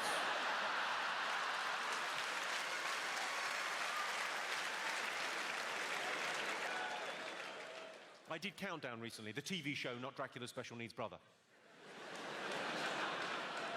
One for the staff room. And I got asked when I did Countdown, I got asked by every man that I know, everyone asked me, how fit is that Rachel Riley off of Countdown? How attractive is she when you meet her? And it wasn't like a rhetorical question, they wanted me to answer. And I thought, well, I should be able to say how attractive a work colleague and a friend is without sounding misogynistic, without being sexist, shouldn't I? You be the judge. Rachel Riley, let me put it this way. I would crawl over broken glass to suck the cock of the last man that fucked her.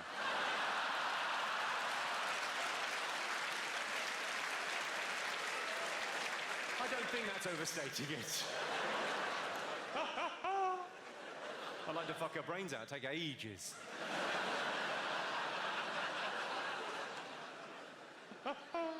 Now, I should warn you there will be some audience participation this evening. Apologies. And the only reason I mention it explicitly is because sometimes when I ask someone a direct question, they get a bit flustered. I think it's because they're used to seeing me on TV, so then when I ask them a direct question, they get a bit, what the fuck is going on? I didn't press the red button, it's gone all fucking interactive.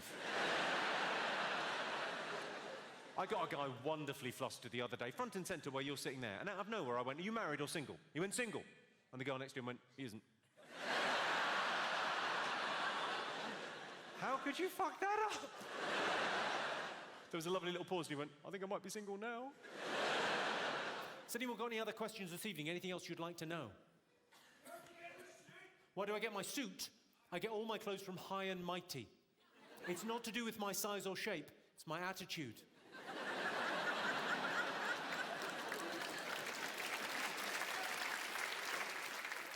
This is actually a suit for an 8-year-old giant. I don't know why that's a giant. It's more like a thunderbird. You get the idea. Any other thoughts, questions? How much money am I making from this gig? Well, I'll put it in terms that you'll understand, sir. 100 money.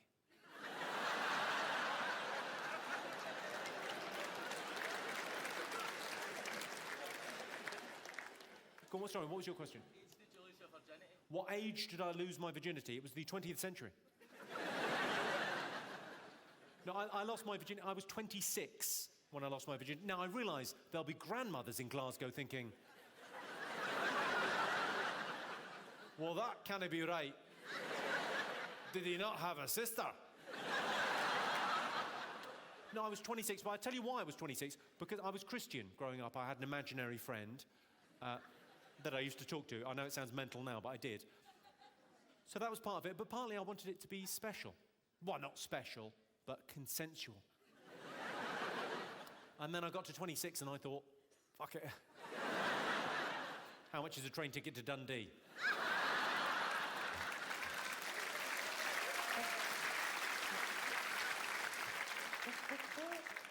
Any other thoughts? What, sorry? What's my favourite song? I would say probably Sweet Caroline. Where it began, I can't begin to know it, but then I know it's growing strong. First there was spring, then spring became the summer. Who'd have known it can... Well, sorry, I could have just gone on there. Hands, touching hands, reaching out, touching you, touching me. Dun, dun, dun. Sweet Caroline, ba, ba, ba. Good times never seem so good. I'd be inclined, ba, ba, ba, to believe they never would. There, I'll do that. My favourite song. Yeah, do some karaoke halfway through, why not?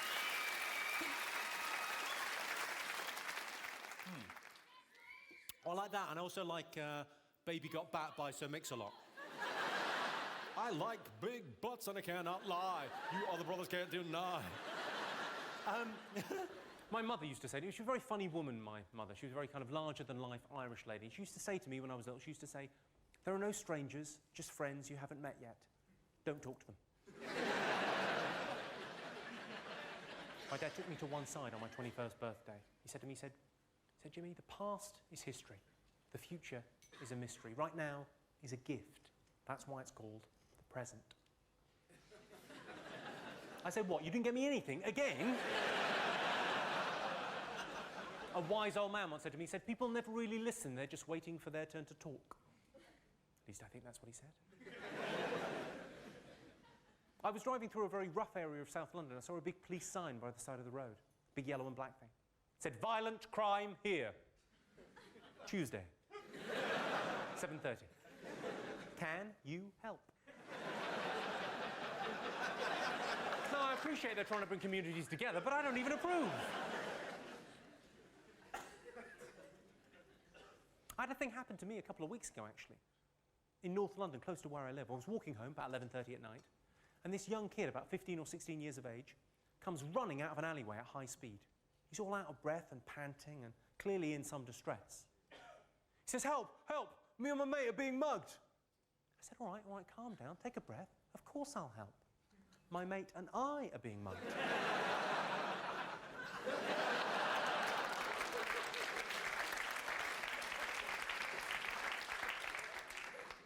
In the pursuit of scientific answers, animals have been tortured for the past 100 years. They're still not talking. I'm starting to think they don't know anything.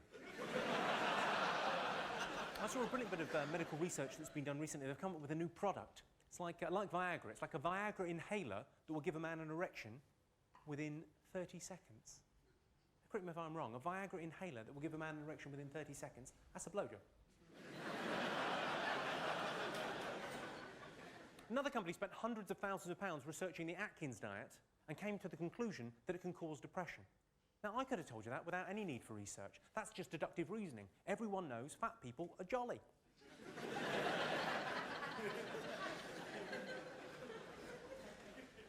The British Medical Association are not above this kind of thing. They did some research saying irrefutably cigarettes can harm your children. Fair enough. Use an ashtray.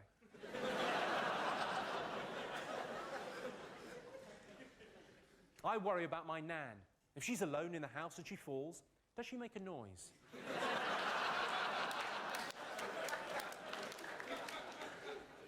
I'm joking. She's dead. I do try and see the positive when something bad happens. You know, if somebody close to you dies, it's always a good idea. Move seats.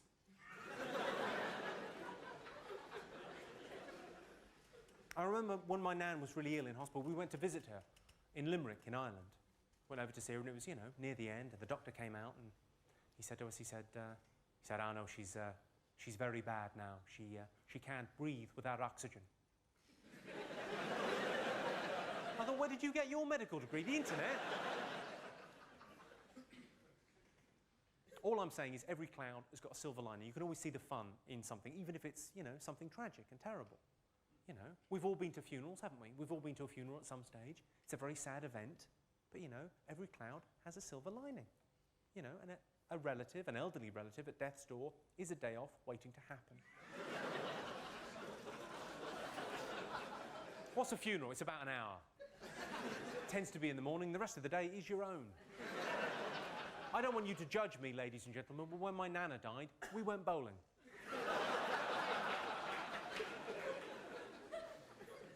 Not immediately on hearing the news, but that afternoon after the funeral, we went bowling. You know, life goes on.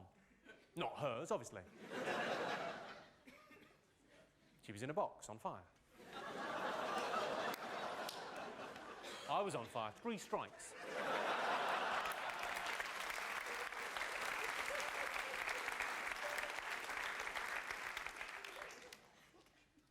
Old bit, I could see a couple of kind of older gentlemen. How old are you, sir? You look a little bit older than... Yeah. 70. Well, 70's quite old, I think. Yeah, nice to have you here, sir. Nice age range. What do you do? Fine, well, you've earned that, frankly. Some of these fucking layabouts. I bet it was different in your day, wasn't it? 70, I bet you were loving the anti-German stuff, weren't you? Yeah, fuck 'em.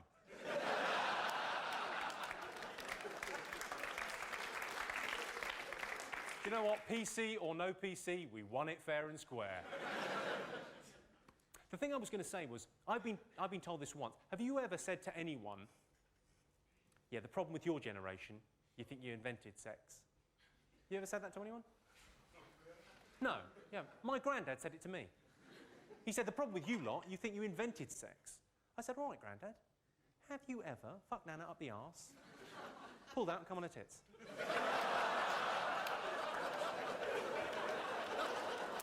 Turns out he had, that's what killed her.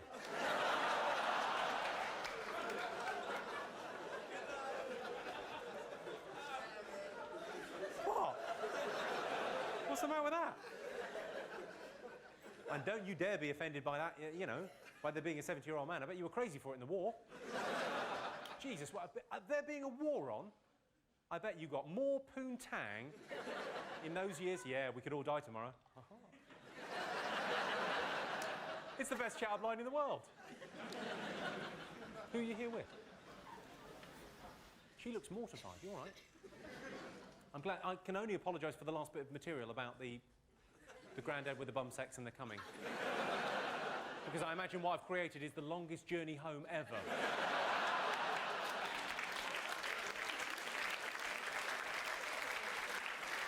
Are you all right in the back? Excellent. It's nice to hear that, because often when I go to comedy shows, and I go to them all the time, I love coming out to see live comedy. The thing is, though, if I'm sat right at the back, I'm a little bit disappointed. I always get my ticket and go, oh, for fuck's sake, I'm fucking miles away. But there are, of course, advantages to being right at the back. You get more of a sense of theatre, of people coming together and sharing a sense of humour. What a wonderful thing that is, the great British music hall spirit. And also, if you're right at the back, this sort of thing won't happen. I fucked your mum.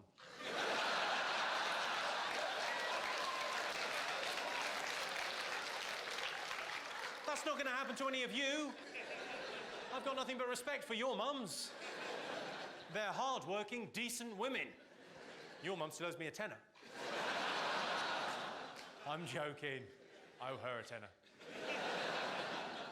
Bluff. I'm your real dad. Kidding, no one knows who your real dad is. That isn't your mum there, is it? Sorry.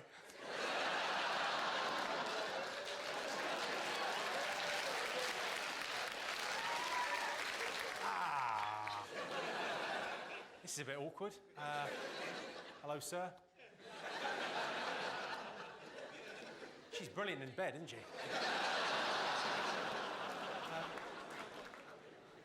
What, sorry? I don't remember her. What, that's the thing that annoys you? Not the fact I fucked your mum, the fact... You don't even remember fucking my mum. Well, thankfully, you all seem to be laughing. You all seem to have taken that quite well. What's your name, sir? Julio. Julio? Yeah. How did you know you were having a gay?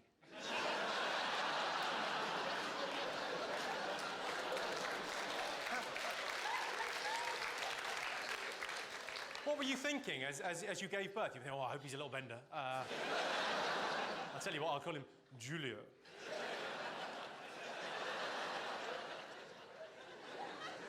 Is that your girlfriend, or beard, as I like to call her? Well done. It's almost like you're protesting too much. Sorry, you're clearly getting a bit of a hard time. But, you know, you're smiling through it, because at a comedy gig, you're expecting people to be a bit, you know, there's a little bit of banter. You maybe weren't expecting that. But you're expecting a bit of banter. The problem comes when you do this for 6 or 7 days in a row, and then you find yourself back in the real world doing something a bit mundane on a Monday morning. I don't know, maybe buying stamps at the post office. And there's a bit of cheeky banter between you and the lady behind the plexiglass. Saw you on TV on Friday night. Did you? What do you think? Well, you're clearly no match for Jonathan Ross. Well, that's interesting, because I fucked your mum. Don't cry, I'll go. I saw a proper scientific survey. It said that women can tell if a man wants a baby just by looking at the shape of his face. Presumably, if it's like this, that means he doesn't want a baby. And if it's like this, it means the conception will involve a turkey baster. Well, that was my gay face. Was that not clear enough? Fine, have it your way. Sorry, I'd like to apologise for that mime. I neglected the balls. Why do I laugh like a sexual predator? I like the way that sexual predator sounds better in your accent than any other. A sexual predator. I don't know why I laugh like that. It's one of life's mysteries, in the same way as why you dressed as a gay lumberjack. We may never know. I like big, thick logs. Yeah. How big's my cock? Well, I'm not sure whether your mother would be comfortable discussing it, but it's...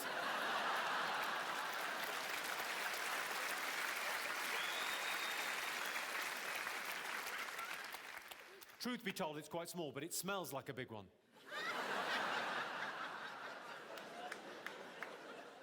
What, sorry? Where's the weirdest place I've had sex? His mum's bum.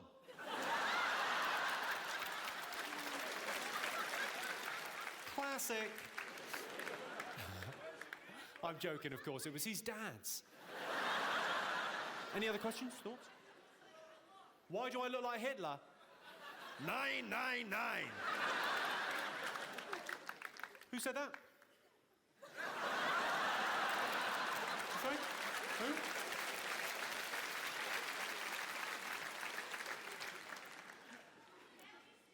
What hotel? Ah, well, it's quite a posh one, so it'll have to be your place.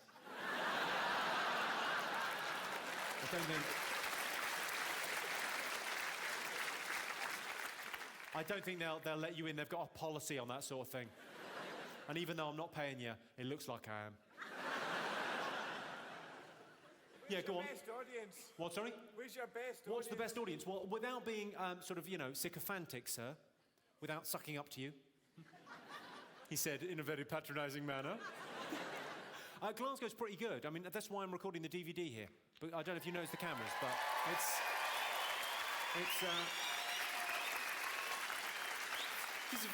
just a fun place. I'll tell you a quick story about Glasgow, just before we move on. I'll tell you the reason I'm recording the DVD here. The first time I ever came to Glasgow to play at the Stand Comedy Club, I got in the back of a taxi, yeah? And I said to the bloke, because I wanted to make a reference to where was rough in town. So I said, excuse me, driver, where's rough in Glasgow? And he said, for you, everywhere.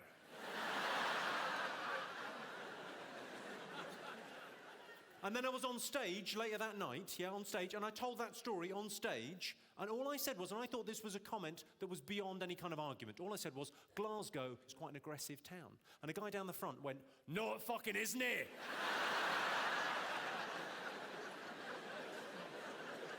No hint of irony, no, it fucking isn't it? I thought this place will do for me. Might be a good time now, as we clear away our jazz trio. God love you for that, it was lovely. Has anyone got any questions for me? Has anyone got any? Got a criminal record. Have I got a criminal record? Yes, most rapes in an hour.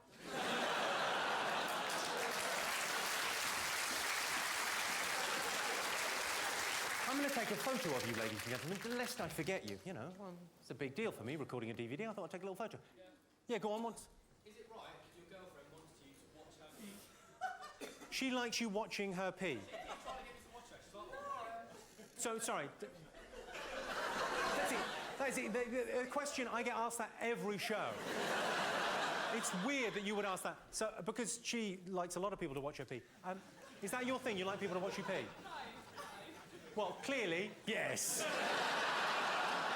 He didn't say that for no reason, did he? Do you remember earlier when you said he was a pedo for making you dress up as a schoolgirl? I think it might be payback time. But surely you could just dress her as a schoolgirl and have her do a wee on you. That's fine. That plays into your whole pedo fantasy. Everyone's happy. Apart from anyone with any sort of sense of taste and decency, who are frankly horrified by you too. What's your name, sir? Sam. Hi, Sam. What, sorry? Southwell. Yeah, definitely I need a surname for this. I'm not in charge of the register, don't worry about that.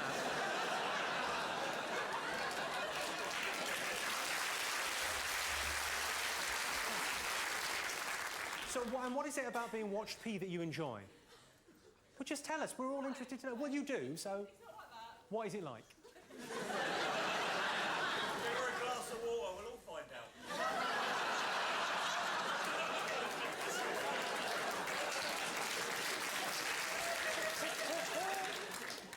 I just think if you live with someone, you should feel comfortable enough to do anything in front of them.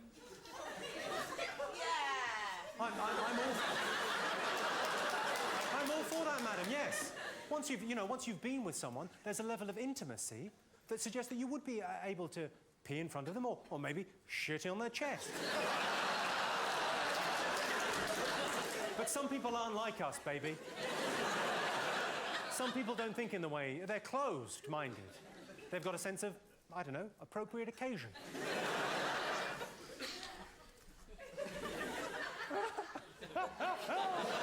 It's all right, we're not taping this for... Oh, no, we are.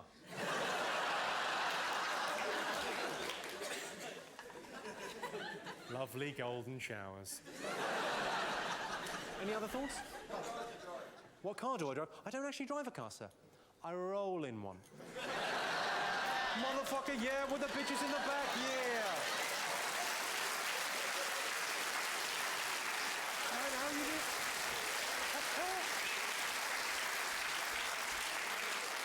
Any other questions, thoughts? What's your favourite type of cheese? What's my favourite type of cheese? Knob.